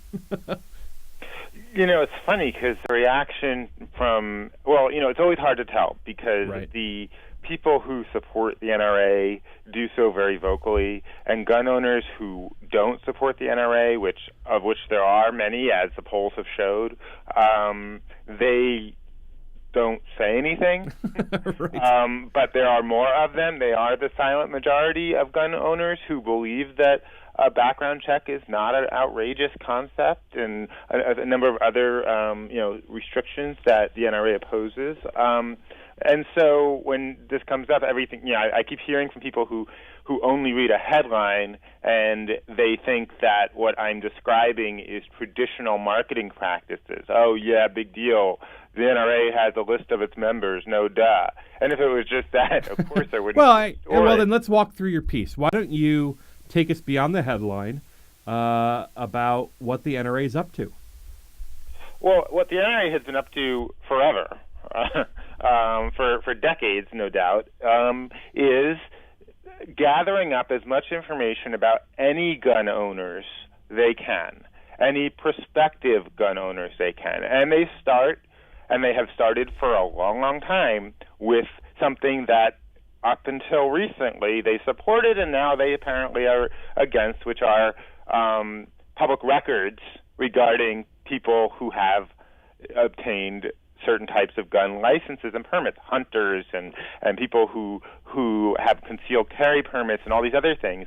In some states, not all, but in some states and some counties, those are matter of record. You can look up and see who has one of these licenses. So they've been going around the country for all these years, buying or requesting by Freedom of Information Act the lists from these various government agencies of who has registered for a gun. Well, and that's one of the things that I found fascinating about your piece. You've got these correspondences from lobbyists on behalf of the NRA that would send emails to like the state, board that certifies gun permits for hunting season or whatever, where they basically say, "Hi there, this is John Doe here. I'd like to know the process for getting your database. Please get back to me at your soonest convenience. Thanks, John Doe." Right. I mean, and again, all that information is publicly available. I suppose that, if you're going to be a smart political strategist, you will gather that information. But there are two things that are of interest there to me. One was that they just got off this big kick of complaining about the fear of somebody, anybody, the government, whoever, consolidating this massive list of people who have guns, and it could fall in the wrong hands, it could get hacked by the Chinese, all this other stuff. That's one. The other is that I didn't go into this story looking to make fun of the NRA necessarily. I've been trying, like a lot of folks, to understand where this organization's power actually comes from, because I feel like it's being overlooked. You know, that we all sort of scratch our heads, no matter what side of this debate you're on, when you see that there are polls showing 90% support for a certain piece of legislation, and it gets stuck in Congress. Right. And you try to understand the what that is. You know, how is it that the NRA, with maybe 3 or 4 million members, out of 360 million Americans? What's that? Out of 360 million Americans, right? So yeah, you know, and the answer is that it's not just them. It's them plus this huge database of people that they know how to talk to and know how to activate, and they gather these names in a variety of ways. Some are consensual and some aren't. It is, I would say, perhaps consensual that if you register a gun in a place where a state says that that documentation is public, then I guess that's consensual. But they also have something in the neighborhood of 97,000 NRA-certified instructors who are not employees of the NRA per se. They've simply gotten some certified training from the NRA, and they are all over the country making money providing gun safety classes. And I'm sure these gun safety classes are perfectly legitimate. And in some places they're required, right? They're in most cases required, and frequently it is either in the law that you have to take one from an NRA certified instructor, or it's the only financially viable way to do it, because the county may, or the sheriff's office may have one, but they're usually a lot more expensive and less frequent. So you go into these classes because you have to, not because you're in any way of an allegiance to the NRA. And they take those rosters, and the instructors have incentives to turn in those rosters to the national office in, I think, Fairfax, Virginia. And what are those incentives? Oh, well, apparently it can accelerate your progress towards a higher tier of being a instructor, so that then you can become a more advanced instructor. You gain points for, you gain points for your experience of teaching, but then you get more, I guess, for turning in the names of the people you're teaching. And those people have not. There is no indication that they have signed away that they are consenting to giving their information to the NRA. And then once you become a more elevated instructor, you can charge more for your classes. Well, and they are also getting names from people that attend buy tickets at gun shows and who subscribe to certain magazines, right? Sure. I mean, and that stuff is standard issue, right? Political, political and marketing. That, and again, it may or may not be a scandal. That's not the question. The point is they're doing it. This is a fairly important explanation of where their power comes from. You and I have had this conversation many times about the Democratic Party and about Democratic activist groups and their sophistication in understanding how to talk to voters and how to talk to voters who don't even realize they're being talked to. Ways of messaging to people in very specific situations that you can only do if you know an awful lot about them. And I don't think I'm speaking out of school, and you can tell me, but gun ownership is considered a fairly significant indicator of somebody's voting tendencies or proclivities. It's certainly probably right up there with regular church attendance in terms of indicating more likely to be conservative.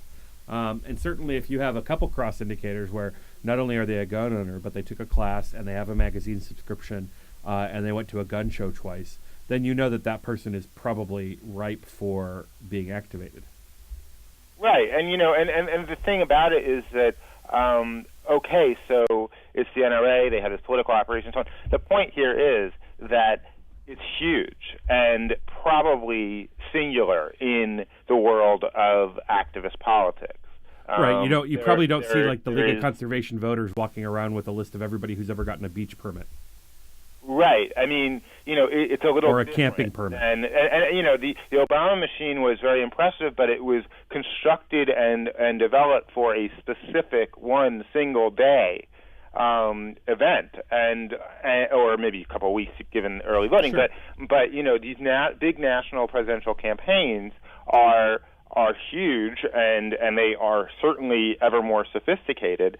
But the NRA has been doing it for a much longer period of time. The advantage Obama had over Romney, besides for simply competence of the people running their technological operation, was that they had been doing it for 5 years. Right. Well, imagine how much more advantage you have if you've been doing it for 20 years or 25 or 30 years, and defying all kinds of technology. And the other thing is that one of the things that we saw very clearly in the last election with Obama, was that both sides may have had roughly the same amount of money. I mean, give or take a few million, but they certainly they both had as much money as they could possibly need or want. And Obama used that money to target in a very sophisticated and often stealth way. Romney, by and large, used that money to blast very inefficient advertising, primarily on television and large media markets, that just got sapped out and didn't really directly speak to specific people the same way. Well, that's what groups like the Bloomberg Group are up against with the NRA.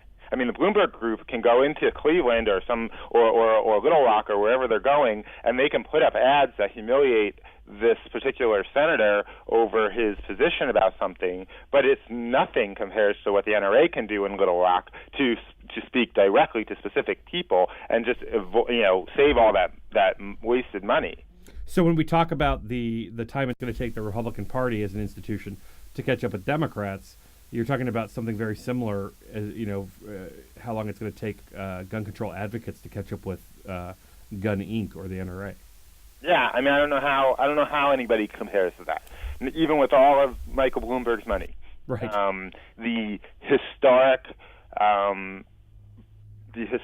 buildup of the NRA's political operation is daunting. It's very significant, and again, it just helps to understand something that people are baffled by, I'm a tech journalist, among other things, and that this is where I live, and so it is tiresome to listen to the pundits talking about the anti-gun people, they don't know how to do good TV ads, or they're not speaking the right way, or it's got nothing to do with that. It's much more scientific than that. Well, and we've only got about a minute left. What's the reaction been from the NRA to your piece? Oh, the NRA was silent. They didn't say anything. Really? When I called them to talk to them, I called them to talk to them about their safety classes because I was trying to understand where that information goes, and they were immediately suspicious of why I was asking about their safety classes. And when I asked them what they did with their materials, they said it was none of my business. But otherwise, direct quote, none of your business. Right. Well, I mean, I don't know that that's necessarily untrue, but it is fascinating. Well, it's an absolutely fascinating piece. I encourage everybody to go read it at BuzzFeed.com. Steve, where can people find you online? Just go to my Twitter, @SteveFreeth. I've got an old personal website that's really bad. Well, you're busy reporting on the technology. You don't have to know it yourself. Yeah, I know. It's an absolutely fascinating piece. It's got like 25,000 likes on Facebook. Folks should really go read this. It is required reading if you want to know why there's such a disparity in the abilities of the gun control advocates and others. Steve, thanks for joining us today. Thanks for having me. All righty. This is Take Action News. I'm Carl Frisch, and we will be back in the next hour with more great progressive talk. Stick around.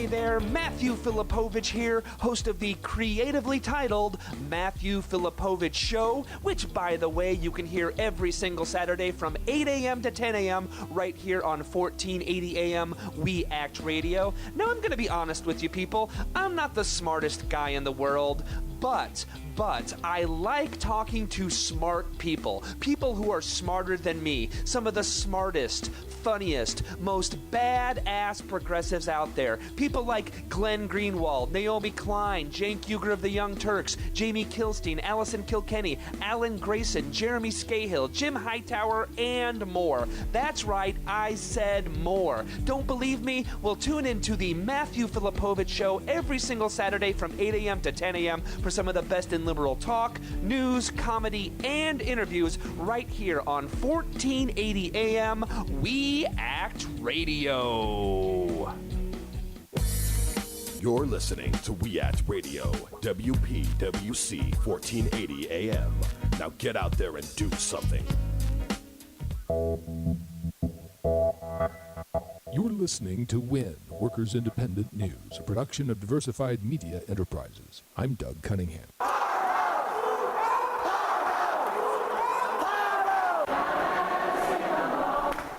Governor Scott Walker's Capitol cops arrested one person Thursday for merely clapping along with a Solidarity sing-along song at Wisconsin's Capitol. The daily noon-hour protests started in 2011 during the Wisconsin uprising that was protesting stripping away of collective bargaining rights for public workers. A federal lawsuit over First Amendment rights at the sing-along at the Capitol goes to court for trial in January. Two Democratic Wisconsin state lawmakers stood with the Solidarity sing-along on Thursday. Representative Sandy Pope was one of them. I just feel I have the duty and obligation to my constituents to be here and observe what's happening.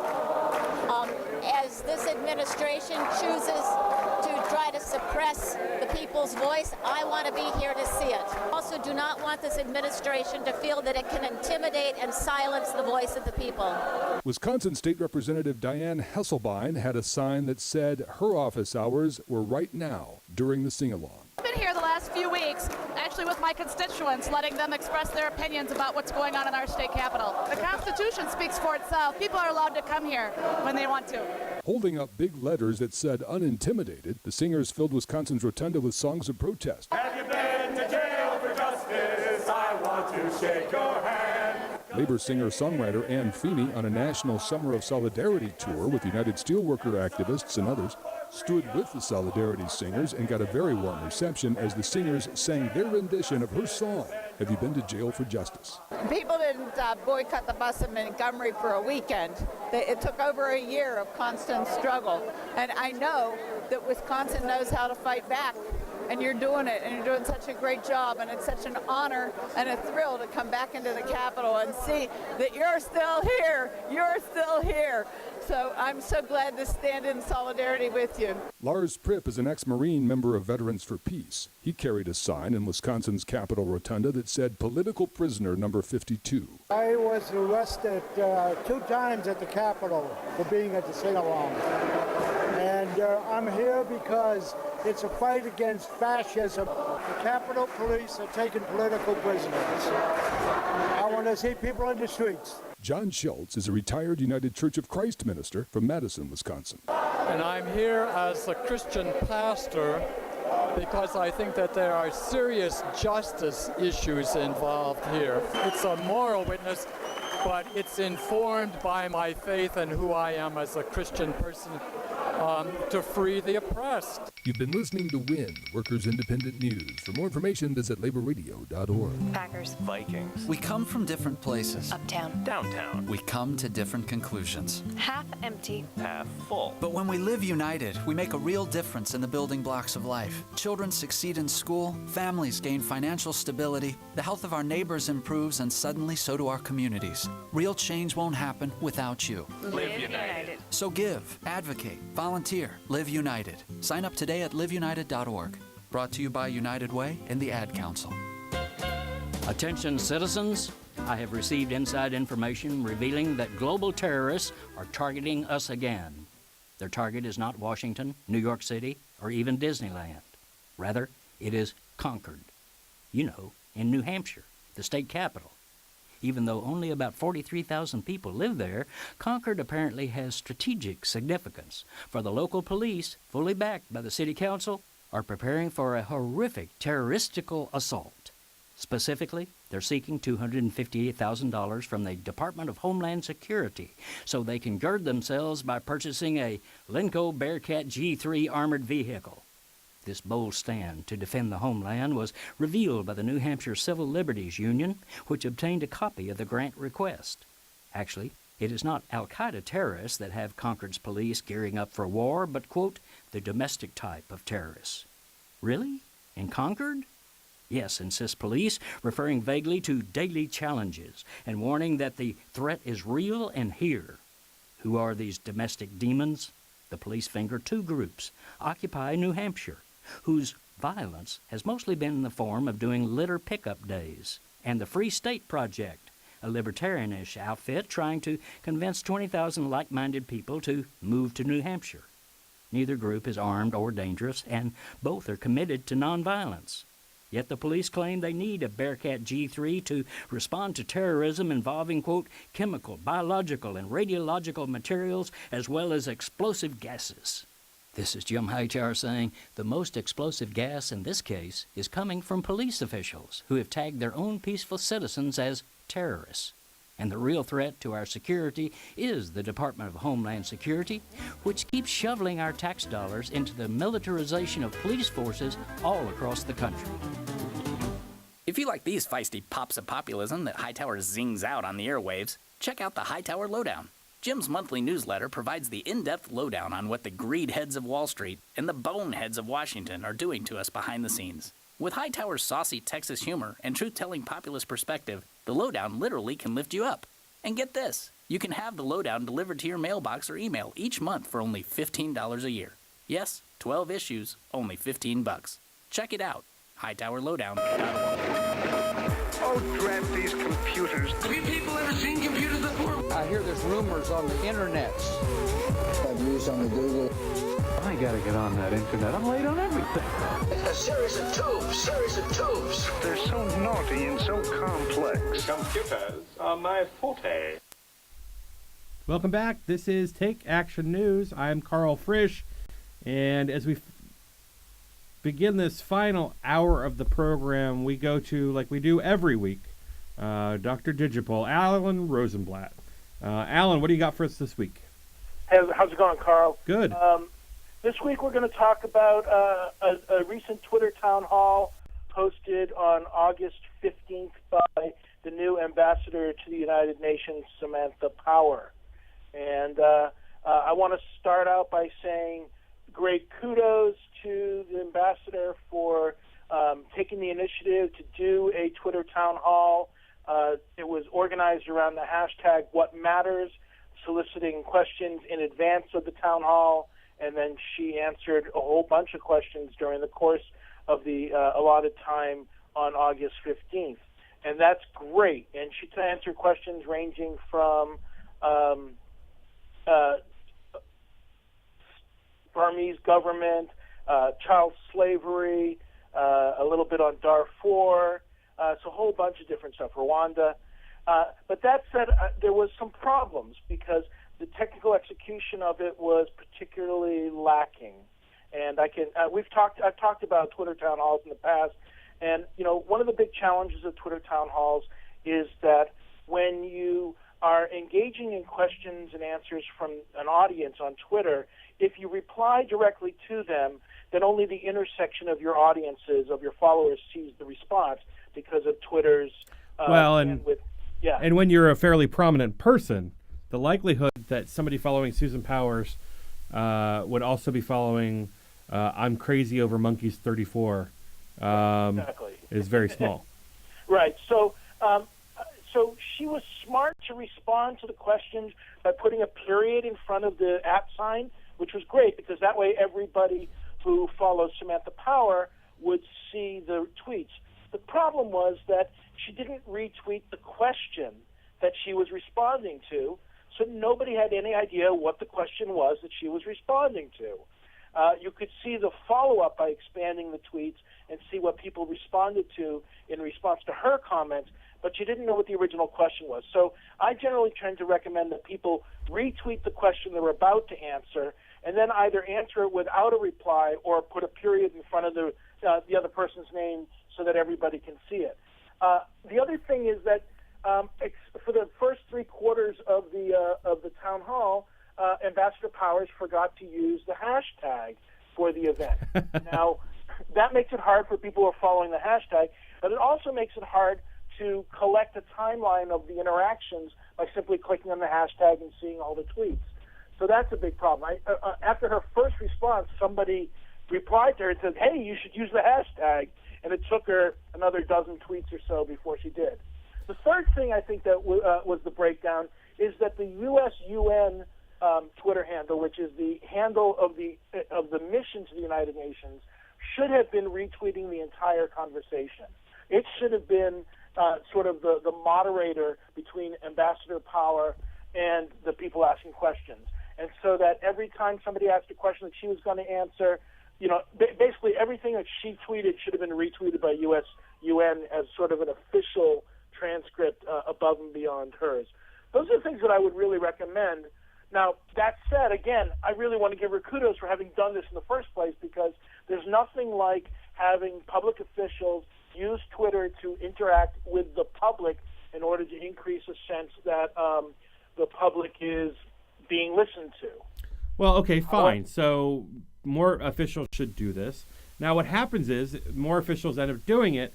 How do Joe Schmo on the street more effectively get their questions answered by these public officials? Well, that's an interesting point, because one of the big criticisms that came in the responses to Ambassador Powers' Twitter town hall was that a large number of the questions she answered were from celebrities. She responded to Greta Van Susteren. She responded to Mia Farrow. And let me just, as a policy for Take Action News, state that we will never respond to Greta Van Susteren. So. Yes. Although we might ridicule a comment that she tweets. Sure. But yes. So while she did interact with some, ordinary citizens, it was mostly interacting with the celebrities, news people, and organizations. Now, I think that it's really important to be interacting with ordinary people, and there were some interesting questions that were sort of left on the table, and it's too bad. Greta Van Susteren was very concerned that she didn't address her question or the other questions that were out there about why is the president of Sudan allowed to travel internationally? Shouldn't he be detained as a war criminal? Things like that. So, obviously some things are very touchy, and you don't, as an ambassador, you can't always answer as publicly as you and as freely as you might.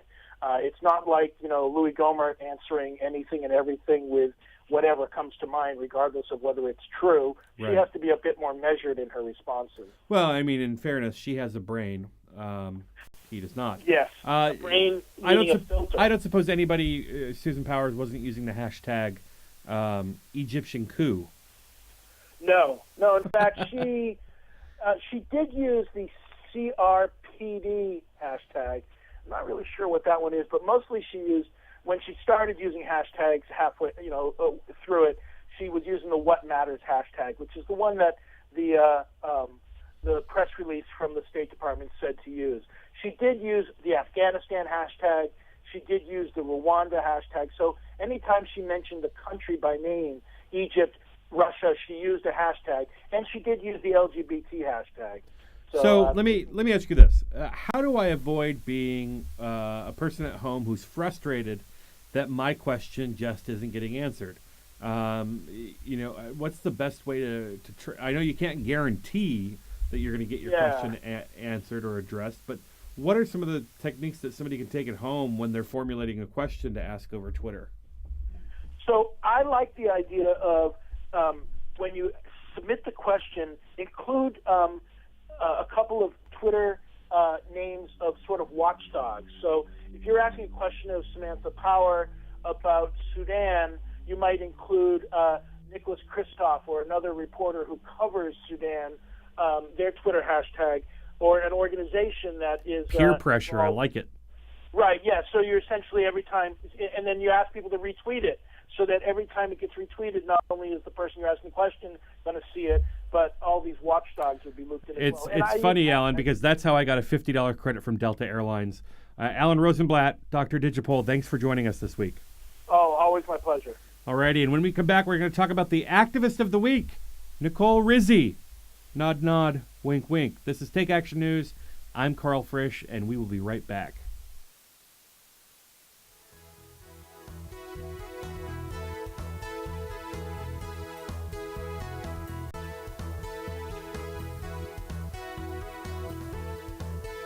Sergeant Michelle Garcia served meritoriously in Iraq and has the medals to prove it. Soon after leaving the Navy, Lieutenant Chris Scott found a job, a home, and started a family of his own. Corpsman Richard Stokely took the skills he learned in Vietnam and put them to good use as a paramedic. But soon after leaving the military, each of these veterans fell on hard times and faced homelessness. Even after Michelle lost all her savings, even after Chris wasn't able to pay his mortgage, and even after Richard battled alcoholism for years, they each reached out for help when they needed it most. A simple phone call put them in touch with a trained professional from the Department of Veterans Affairs. That call got Michelle a place to stay until she could afford one of her own, put Chris in touch with employment assistance, and found Richard a substance abuse program. These veterans are success stories not only for how they were able to help others while serving their country, but for how they were able to let others help them. If you know of or are a veteran in need, make the call. When you go on a road trip, you're careful. You follow the signs to arrive at the right place. It's the same online. Read the internet signs along the way, or you may be led astray. For example, look for the .gov at the end of the web address. If it isn't .gov, it isn't the real Social Security website. People are often victimized by misleading advertisers who use terms like Social Security or Medicare to trick the public. These companies charge a fee for free Social Security services. These services include changing your name and getting a new Social Security card. There's no need to pay for services Social Security offers for free. Go to www.socialsecurity.gov. And remember, if it isn't .gov, it isn't Social Security.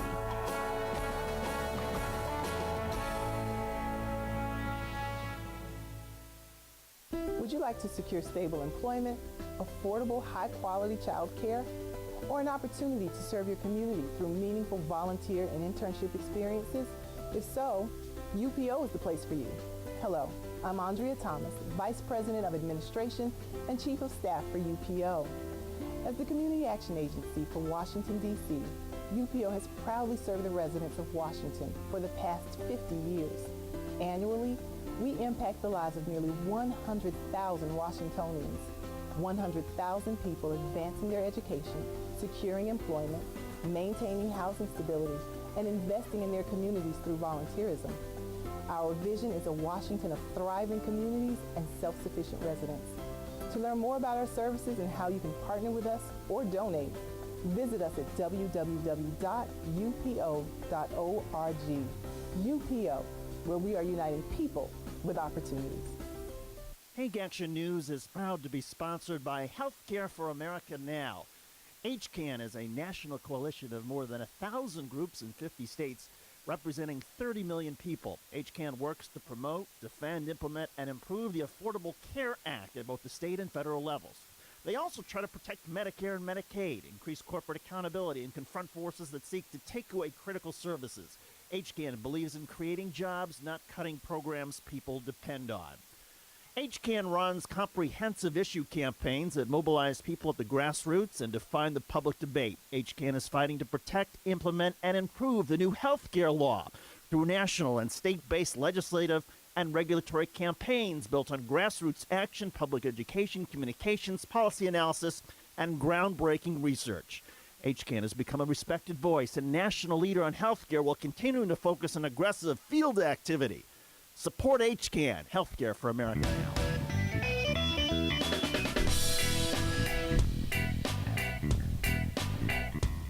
Alrighty, welcome back. This is Take Action News. I'm Carl Frisch. More about me at carlfrisch.com. Connect with the show at takeactionnews.com. It is time for our Activist of the Week. Rumors have flown for many years that D.C. police routinely infiltrate and spy on the frequent protests in the nation's capital. But until now, activists have never been able to identify a specific undercover cop at a protest. Now, after months of piecing together evidence, attorneys Jeffrey Light and Sean Canavan, working with the United Students Against Sweatshops, have confirmed that an undercover and assumed name, Metro Police Officer Nicole Rizzi, has participated in the USAS's protests against companies doing business in Bangladesh. So we award this week's Activist of the Week on Nicole Rizzi for being such a fantastically fake activist. And to comment on Nicole's celebration as the Activist of the Week, I am now joined by Jeffrey Light from the DC National Lawyers Guild, who helped piece this crazy freaking story together. Jeffrey, thanks for joining us. Thank you for having me on the show. All right. So, before we get into the salacious stuff about Nicole Rizzi's penchant for fan fiction and tweeting about clitorises, I'd like you to tell us how you came to know who Nicole Rizzi is through her frequent attendance at these protests around Washington for every subject under the sun, which In These Times reported on and a bunch of other websites have reported on as well. Sure. Well, I am a solo practitioner in D.C. and do a lot of work with different activist groups here, so I'm pretty well known to the activists as a person to come to when issues like this arise. And one particular activist, Lacey McCauley, came to me one day and had some information for me about this person named Missy having a Twitter account. So I started looking into it and discovered through some clues that she left on her Twitter what her real name was, that she didn't like her job working as an undercover cop, and there were pictures to go along with everything to confirm who she was, and we were able to piece everything together over about a month or two. And how many interactions did you all have with this undercover cop? I personally saw her at one protest. I was walking by just by coincidence on my way somewhere, and that was the USAS protest in front of Children's Place. And I, after I saw her there, I asked to talk to one of the leaders of the group and to discuss whether we could, they'd be willing to do a lawsuit to put an end to this kind of activity. Well, and it's against the law, isn't it?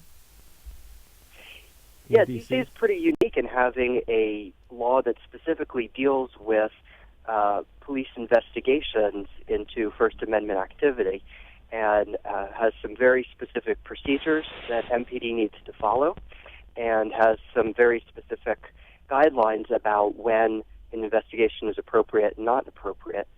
And it appears that the assignment of Rizzi as an undercover to monitor completely peaceful activists that were not breaking any laws and weren't suspected of breaking any laws is a pretty clear violation of the statute. Well, what first brought this woman to everybody's attention? I mean, was she showing up at rallies dressed in like, an outfit that just screamed undercover cop? Was it that obvious?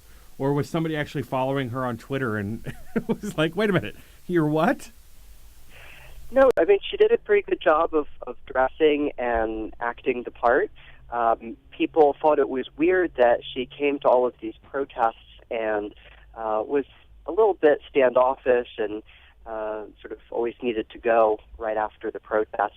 But she had been undercover for, we think, about 7 years, going back to the earliest report that I've had from activists so far is from about 2006.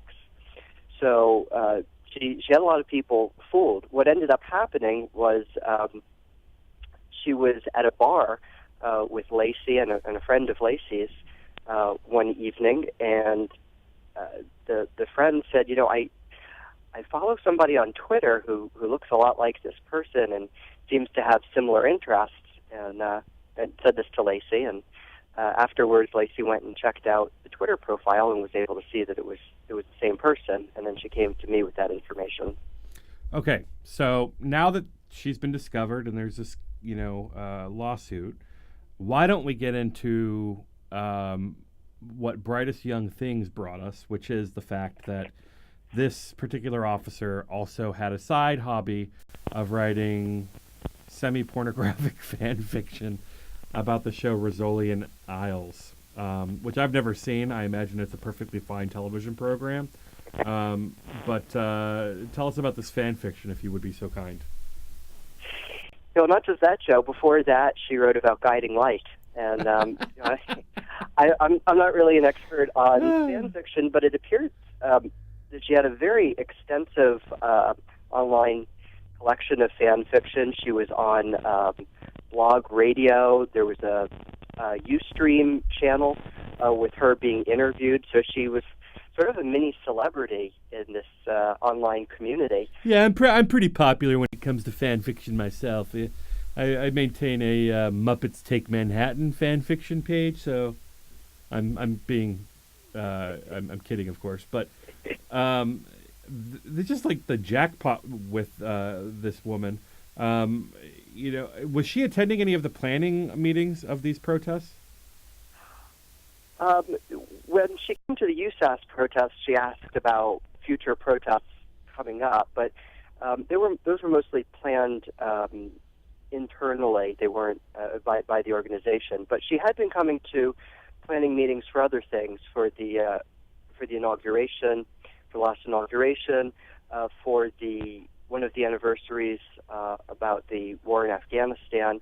And she actually came and volunteered to do research and perform tasks. Well, and let me ask you, frankly, what makes you think that she was infiltrating these organizations on behalf of the Metro Police Department here in Washington, D.C., and not writing a book of fan fiction about what it's like to be a sexually frustrated protester in Washington, D.C.? That's a good question. But we finally got an answer to our lawsuit yesterday from the D.C. government, and they didn't specifically refer to her by name. They did say that they confirmed that she had been, or that somebody had been assigned to monitor these protests. So that should put to rest any questions about whether she was just there for her own personal interest or whether she was there on official business. Well, does this type of thing make organizations more, organizing these events more difficult? I mean, do organizations have to be more wary now when they trust people? Well, I think it's had a real chilling effect on activists and organizations.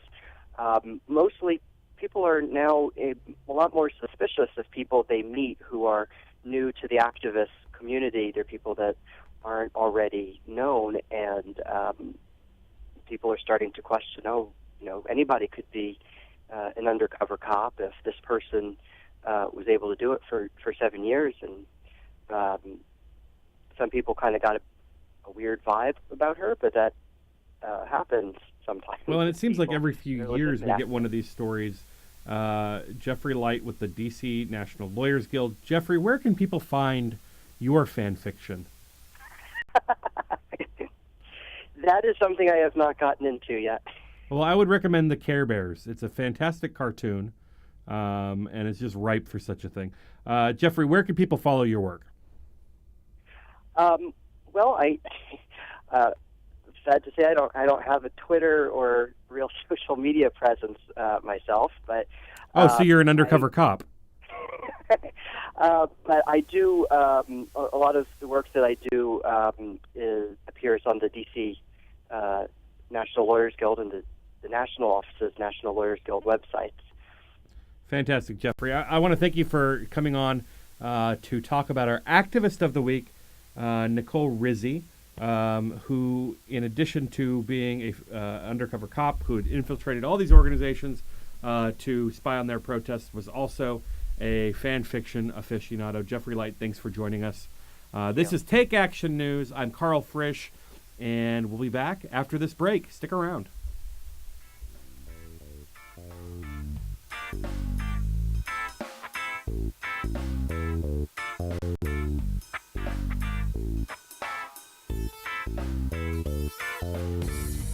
You're listening to We Act Radio, WPWC 1480 AM. Now get out there and do something. Breast health awareness is critical for all women, particularly African Americans, because we have an increased risk of dying from breast cancer compared to women of other backgrounds. At U of M, I'm doing research here and with women in Ghana to look for an inherited link that makes African and African American women susceptible to a more aggressive type of cancer. Finding this link, I believe, will make new treatments possible. But right now, making sure that you are properly screened is our best protection. With experts like Dr. Lisa Newman, the University of Michigan Health System is a leader in cancer care. When you call our free Cancer Answer line at 800-865-1125, an oncology nurse will answer any questions you might have about the prevention, screening, and treatment of breast cancer and other forms of cancer. All calls are confidential. Call 800-865-1125 or visit uofmhealth.org/cancer answer line. We're working to help everyone enjoy longer, healthier lives. That's the Michigan difference. As a National Guard or Reserve member, you served your country. Now let VA serve you. I wouldn't be here today as a successful woman without the help that I received. Your VA honors your service by providing a wide range of veterans benefits. From home loans to job training, VA benefits can help with some of life's toughest challenges. What's important about VA benefits is they don't just touch you as an individual. They can touch your parents, maybe your grandparents, your child. Go to benefits.va.gov/Guard Reserve to learn more, including how to apply online using e-benefits. I just finished a master's degree recently, and now I'm working on another degree as well. So the military made that all possible. My veterans benefits made that all possible. No matter what the time is, apply for your benefits. You earn them. VA is ready to help you. Achieve your next mission. Learn about and apply for your VA benefits today. Hey, I'm Anderson Cooper. As a parent, you want to make sure that your child knows how to deal with bullying when they see it happening. And chances are they want to help, but they don't really know how. Well, teach them that the best thing to do is calmly walk away, find a teacher or other adult, and speak up. And do your part. Be that adult they can talk to and trust will listen. Join me to help stop bullying. Go to stopbullying.gov to find out more. The true definition of hero and being a hero took a heroic effort. Every day we bring to our fans the world of sports. We speak of heroes and heroism, but there are days when sports matter little and heroes matter more. These heroes don't hit walk-off homers or buzzer-beating threes. They simply made a plan for what to do when disaster strikes. You never know when you might need to be the hero, because you never know if today is the day before a natural disaster. Prepare, plan, be a hero. Visit ready.gov. Hey there, Matthew Filipovich here, host of the creatively titled Matthew Filipovich Show, which, by the way, you can hear every single Saturday from 8 a.m. to 10 a.m. right here on 1480 a.m. We Act Radio. Now, I'm going to be honest with you people, I'm not the smartest guy in the world, but I like talking to smart people who are smarter than me, some of the smartest, funniest, most badass progressives out there. People like Glenn Greenwald, Naomi Klein, Cenk Uygur of the Young Turks, Jamie Kilstein, Allison Kilkenny, Alan Grayson, Jeremy Scahill, Jim Hightower, and more. That's right, I said more. Don't believe me? Well, tune in to the Matthew Filipovich Show every single Saturday from 8 a.m. to 10 a.m. for some of the best in liberal talk, news, comedy, and interviews right here on 1480 a.m. We Act Radio.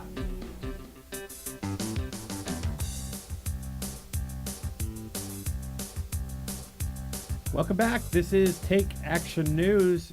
I'm Carl Frisch. We've been going to Ben Wickler live at the National Mall during this 50th anniversary of the March on Washington for Jobs and Freedom. We've been going to Ben all afternoon for our final take. We'll dig a little bit deeper into some of these issues since we're not going to be marching forever. So what do we do now that the march is over? And where do we go from here? Ben Wickler, thanks for sticking around. My pleasure. All right. So one thing I wanted to ask you is, what do we get coming out of this march? Obviously, the issue of Trayvon Martin's the trial over his murder and Stand Your Ground comes to mind. Yeah, and that is definitely one of the first key starting points. There was a really powerful moment today when they had a group of young people on the stage, all of whom had been shot either in mass shootings in Newtown and Virginia Tech, or in their communities.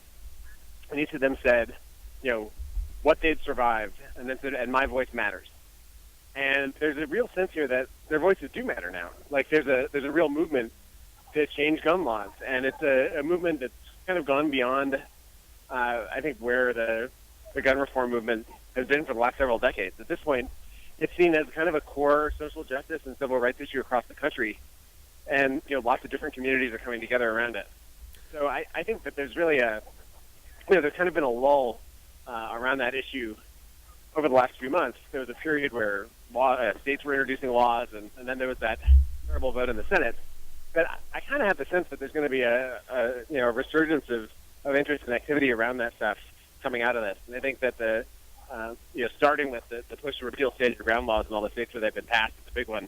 I've never been at a rally where I've seen so many signs that say, repeal Stand Your Ground. But I see it all over the place here, and from people that aren't, working for mayors against illegal guns. It's a huge spectrum of different groups and different kinds of people. Do you think this is going to be a major issue in the Florida governor's race? Well, I think that there's a pretty good chance it will. I think there's always the question of whether the issue agenda in an election is defined by the candidate or it's defined by some kind of external force. And I think what's happened now is that with the Dream Defenders and unions and immigrant rights groups and all these different groups coming together so powerfully, they actually have the power to put issues on the agenda for that race in a way that you often don't see. So I don't think that the candidates are going to try to put it there, but I do think that candidates are going to face questions about it repeatedly. I think reporters in Florida are primed to deal with it, and enough state legislators are on record supporting it now that you kind of can't really run away from it. And the fact that the movement hasn't gotten strong enough to win yet, but the first step is putting something on the agenda so that everyone has to take a public position, because then you can start whipping votes. And I think that they have reached that kind of significant incremental step in the path of power.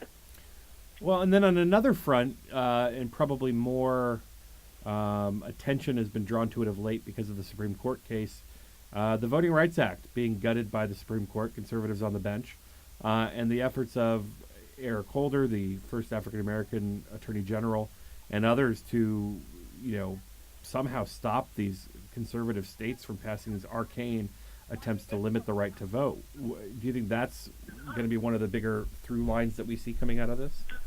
It's really interesting because there is a tremendous sense of energy and outrage about this here. And the great thing that we saw in 2012 was that a lot of people turned out at the polls in part as a way of kind of repudiating the attempt to voter suppress. The question is, how long will it take? What kind of power is necessary to actually pass a new law through Congress to restore some of the protections of the Voting Rights Act? Because that's definitely the agenda. That's something that people here have talked a lot about. But boy, it's pretty distant on the horizon. There's no way a Republican Congress is going to pass something. Well, and that's what's strange about it, right? I mean, one of the things that was said during the arguments by Justice Scalia was that nobody in their right mind would vote against this, or else they'd be seen as a racist. And of course, no Republicans really did vote against it in the House and Senate. It was passed by huge majorities of both parties. And then when the Supreme Court basically said we're gutting it, it gave Republicans an opportunity to not act and therefore let it die on a vine. They didn't have to vote against it; they could just watch it die. Do you think Do you think that that's going to have an impact on the politics of it here? I mean, this is something where I think, in a way, it's really up to the parties and the candidates. I think a lot of people are energized around these issues, but to make it a tipping point voting issue for people means politicizing it in a way that this rally kind of wasn't political. At this point, voting rights is so tied up to partisanship. Like when the original Voting Rights Act was passed, both parties were competing for the African-American vote. It was seen as a swing vote. It was something that both parties wanted to get.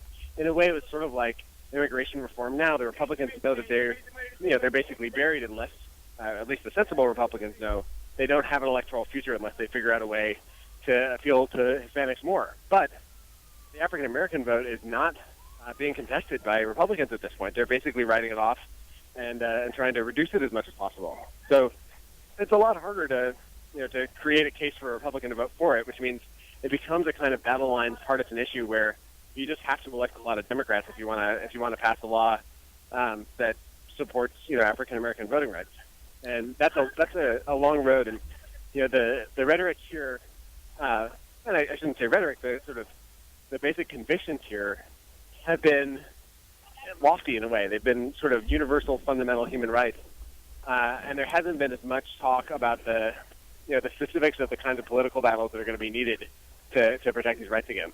Well, how do we make the issue of voting rights more than an issue of African American voting rights? Brown people are impacted just as severely by the gutting of the Voting Rights Act, and it's not like these southern states are more hospitable to Hispanic people than they are to African American people. No, that's certainly true. I mean, that's a good point. It might be in a sense that immigration reform is just such an urgent, gaping wound. Families being ripped apart.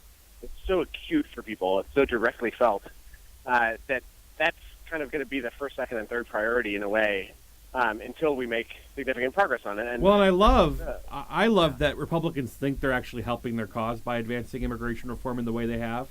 They're basically saying we're for immigration reform, but listen, first things first, we got to build a wall that's electrified and a moat around it, put some crocodiles in there. By the way, welcome to America. But first, we've got to delouse you. You got to learn English. We're going to make you pay a fine. The compromising on a path to citizenship that has had to be done to win some Republican votes makes Republicans look like heartless fools that are only willing to grant these people who have been here for so long citizenship if they're willing to bend over backwards and feel real pain to do so. It is extraordinary, right?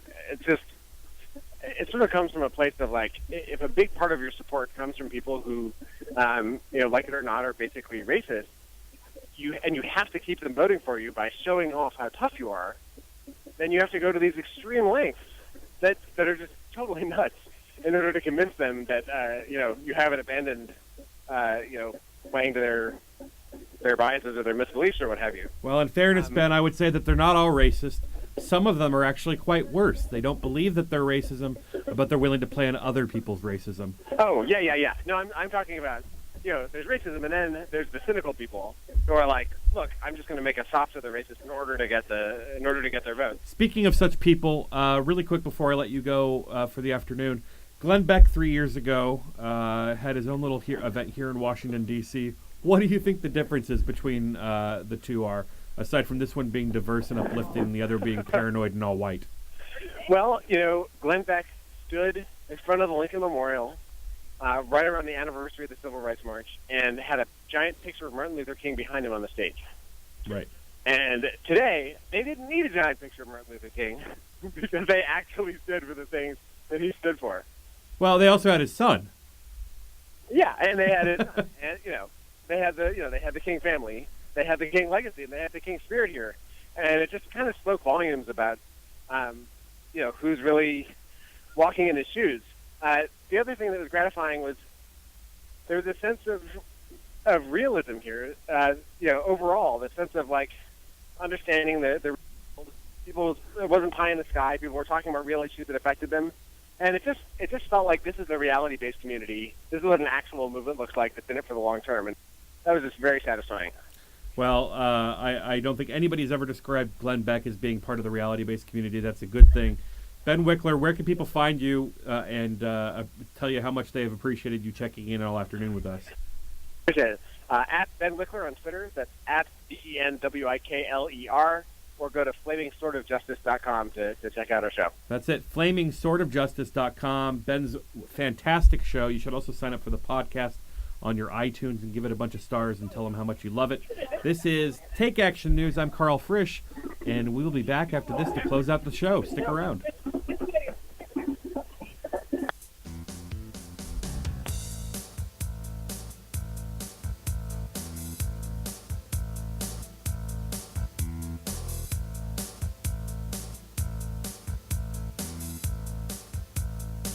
For me, guns are for hunting and protecting my family. I believe in the Second Amendment, and I'll fight to protect it. But with rights come responsibilities. That's why I support comprehensive background checks, so criminals and the dangerously mentally ill can't buy guns. That protects my rights and my family. Tell Congress, don't protect criminals. Vote to protect gun rights and our families with comprehensive background checks. Demand action now. Hello, everybody. I'm David Shuster, your host of Take Action News. On our show, we talk government, politics, and what you can do to have an impact. We're nonpartisan, report like hell, and let the chips fall where they may. We feature segments like social media, activists of the week, and the latest news affecting our communities. So join us every Saturday and make a difference. Yes, you and I, we can do this. That's Take Action News on the air, online, and at your podcast convenience on iTunes each week on the We Act Radio Network. Say you want to go to college. Yay! A Big Ten college. But you don't want to feel like part of the, well, you know. Is there an answer for you? Of course. Indiana University East. Go Red Wolves! Indiana University East. You'll get the quality of a Big Ten education in a small college setting.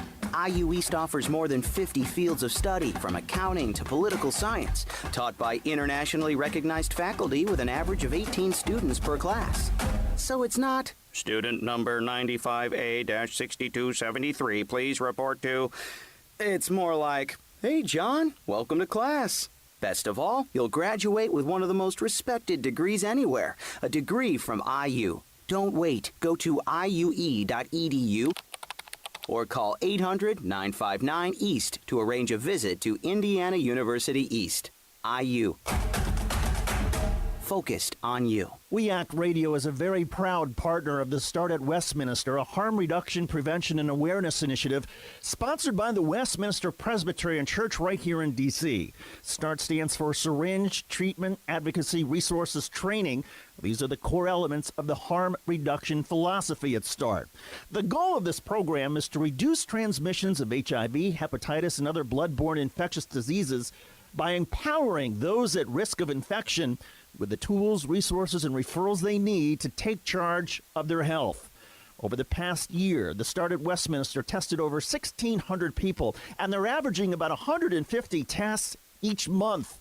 And of course, with the proper funding, that number could go even higher. For more information on this terrific program, go to www.startatwestminster.org or visit the Westminster Presbyterian Church, 400 I Street Southwest, right here in Washington, D.C. 100% success rate in notifying free consultation. Does this sound familiar? If you're in need of assistance with your mortgage, be careful where you turn for help. Loan modification scammers will offer deals too good to be true. Learn the signs so your life won't be turned upside down. Know it, avoid it, report it. For more information or to report a scam, call 1-888-995-HOPE or visit HUD.gov/prevent-loan-scams. Our children are exposed to violence every day, in their neighborhoods, in their schools, even in their own homes. Exposure to violence can have a devastating and lifelong impact. Through community action and leadership at the national level, we're identifying the children who need our help. I'm Attorney General Eric Holder, and I'm asking those of you who have a role in a child's life to take action. Through your attention and early intervention, we can help children in need to heal, to thrive. Together, we can change their lives and their futures. Join the Justice Department in defending childhood.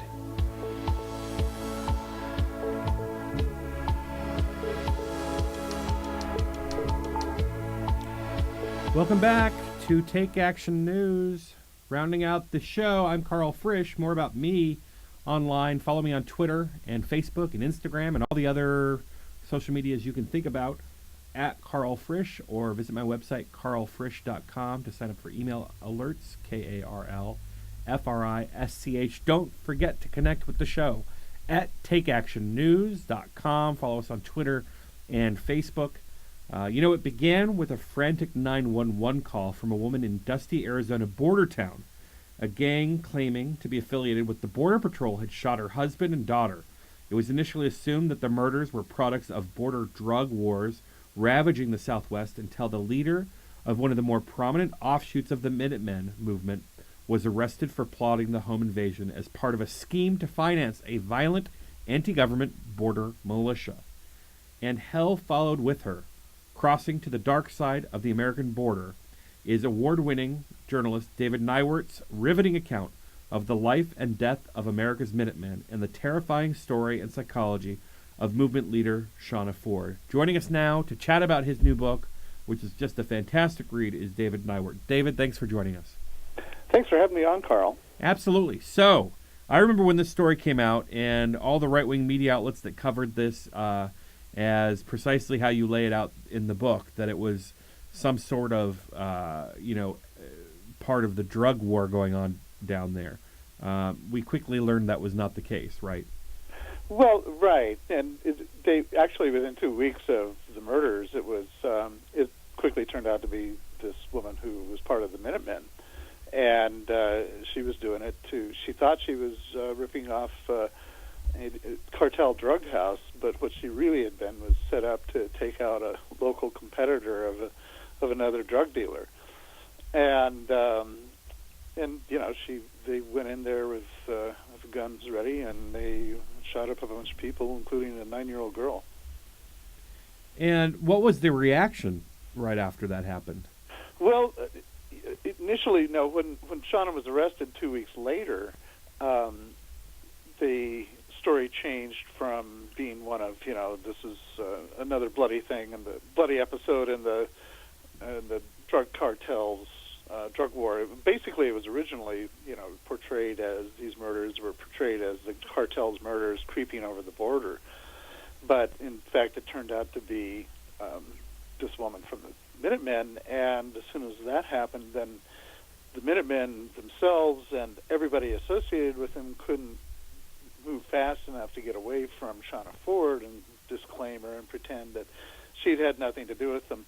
And in fact, that was pretty much how it was reported, straight-faced by mainstream media, including CNN and Fox News, who informed their readers that Shauna Ford was a renegade who had been kicked out of the Minutemen and really had nothing to do with the Minutemen at all. But it wasn't true, was it? It wasn't even remotely true. Jim Gilchrist, the co-founder of the Minutemen. Well, people will remember him. He was a candidate for public office, wasn't he? Yes, he was. He ran for Congress in 2006, and he was one of the big guys you saw on TV back during the Minutemen's heyday. He and his buddy Chris Simcox, who's also now in prison, I should add, or actually he's out on bond, but on 3 counts of child molestation down in Phoenix. But Jim Gilchrist essentially outsourced all of his border operations to Shauna Ford, and directed anybody who wanted to go out on a border watch to Shauna. And in fact, that may have been how Jason Bush, the gunman in these murders, was actually wound up hooking up with Shauna. It appears that it was actually because Gilchrist put him in touch with her. So all along, and and Shauna was in touch with Gilchrist right up to the day of her arrest. She was arrested less than an hour after having fired him off an email from a ranch there in Sierra Vista, Arizona. So, the claims that they had minimal contact with her and had nothing to do with her are total balderdash, including her associations with Chris Simcox, which also were extensive as well. Well, and so you don't hear much about the Minutemen anymore. Right. Take us through. We sure had their legacy. Yeah, that's for sure. Take us this through whole border security thing. Say that again. The whole issue of border security. Right. Well, I mean, we're left with their talking points, right? Yeah. It's straight out of the Minutemen, and in fact, that was when we started talking about border security. Was when the Minutemen started showing up on the scene. Up until then, that was kind of a secondary issue, and then suddenly these Minutemen were saying, "Well, we could have terrorists coming over the border," and in fact, one of the reasons that Chris Simcox wound up having the border watches up here in Washington State, the Canada border watches, was because people pointed out to him back in 2005, reporters asked him, well, the only case of actual terrorism we've had coming over the border was the Canadian border up in Washington State. and so, it kind of suggests that you're being racist here, aren't you? In setting these border watches up in Canada and calling it about border security. And so the next year he had border watches up in Canada as a way of refuting the charge that they were racist. And it was to those border watches, in fact, that Shauna Ford was first attracted. That was where she got involved in the Minutemen, was up here in Washington State. And so take us through some of you've probably spent a great deal of time reporting out this book and talking to folks about the demise here. What do you think made it possible for organization like the Minutemen to thrive? The media, mainstream media, absolutely. There's no question that this was an issue of people in the mainstream media utterly falling down on their job and not doing the job that they're supposed to be doing, which is to accurately report on what these issues were. Look, that first Minutemen thing back in April 2005, well, you were shown the pictures of noble citizens out there lining the roadways and holding up signs and saying, doing what being good citizen activists do, right? But what you weren't told was that the media members actually outnumbered the border watchers there. They kept saying there were going to be about 1,000 people show up, and that was the number that I think a lot of people had in their minds is what actually showed up. But what actually showed up was only about 150 to 200 people out there, and there was something in the vicinity of 250 to 300 media members out there. So it was obscene. And there was no sense of that, no explanation of that to people who were back in their homes watching on TV. And not only that, they were uncritical about the kinds of recruiting tactics that these people were going to do. When in fact they were actively courting white supremacists and actively getting them in their ranks, and then just being quiet about it. They reassured us at length, you'll recall, about the many measures that they were taking to weed out the bad guys and sort out, do criminal background checks and everything. Well, let me tell you something. Shauna Ford had a criminal record as long as your leg, and these guys did their criminal background check apparently didn't detect that. Because she went for it. She paid the $50 when she joined Chris Simcox's Minuteman Civil Defense Corps, which was supposed to pay for a background check. But as near as we can tell, all they ever did was do a Google search on people. So what made you want to focus in on this story? Well, part of it was that we knew Shauna up here, and part of it was that I have to tell you that the case, I did cover those trials down in Arizona, Shauna's trials and the others. I felt compelled to write this story because to some extent it was because I felt a great deal of compassion for the woman who lost her daughter in this case, and her husband. Listening to her testify 3 different times in trial just it left an emotional scar on me. And I'm usually I've been around a lot of murder trials and things like that, but it was as hard a trial to sit through. Let me tell you this. We spent months and months watching the Jodi Arias trial there in Phoenix, which was a nothing, meaningless trial and really had very little way of compelling testimony. This trial in Tucson for Shauna Ford was one of the most riveting things and gut-wrenching things I've ever sat through. So, what's been the reaction that you've received from people that have read your book? People who've actually read it love it because it is I think it's a compelling story, and I think it's also an important story. It's important for making people understand what's at stake in this debate. That people's lives are actually at stake. We've got thousands of people dying out there on the border making these life-threatening crossings because we have such a mucked-up immigration policy that we're forcing people to make these attempts rather than making a rational transaction at the border that allows immigrants to come here and work on a rational basis. We're simply not doing that, and we're falling down on the job. And the reason that we don't is that we have policy that is deeply rooted in this very sort of nativism that drives people like Minutemen and people like that. And certainly flourishing under an African-American president. David Neiwert, where can people find your book? They can find it, of course, on Amazon and hopefully at their local bookstore. And Hell Followed With Her, Crossing to the Dark Side of the American Border. David Neiwert, thanks for joining us. Thanks, Carl. All righty. Folks, this is Take Action News. I've been pleased as punch to be with you all afternoon. Carl Frisch here. More about me, go join my email list at carlfrisch.com. I want to thank Rachel for working the boards today, and I want to thank Ben Wickler from the Flaming Sword of Justice for bringing us the March on Washington all afternoon. Thanks a lot, and we'll be back next week.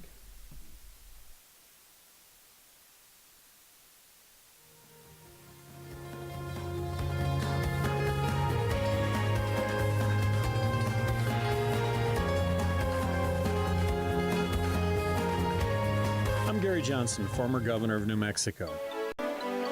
Last year, my state became the 12th state to allow medical use of marijuana by patients who are seriously ill. Some people were surprised that a Republican governor supports medical marijuana, but I'm hardly alone.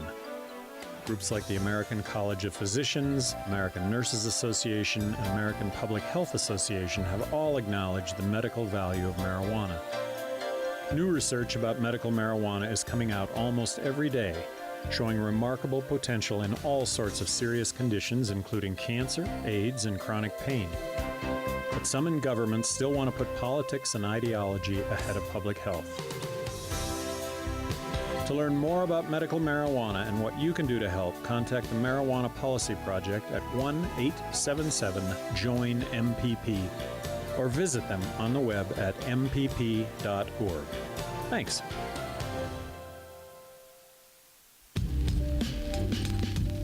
You're listening to We Act Radio, WPWC 1480 AM. Now get out there and do something.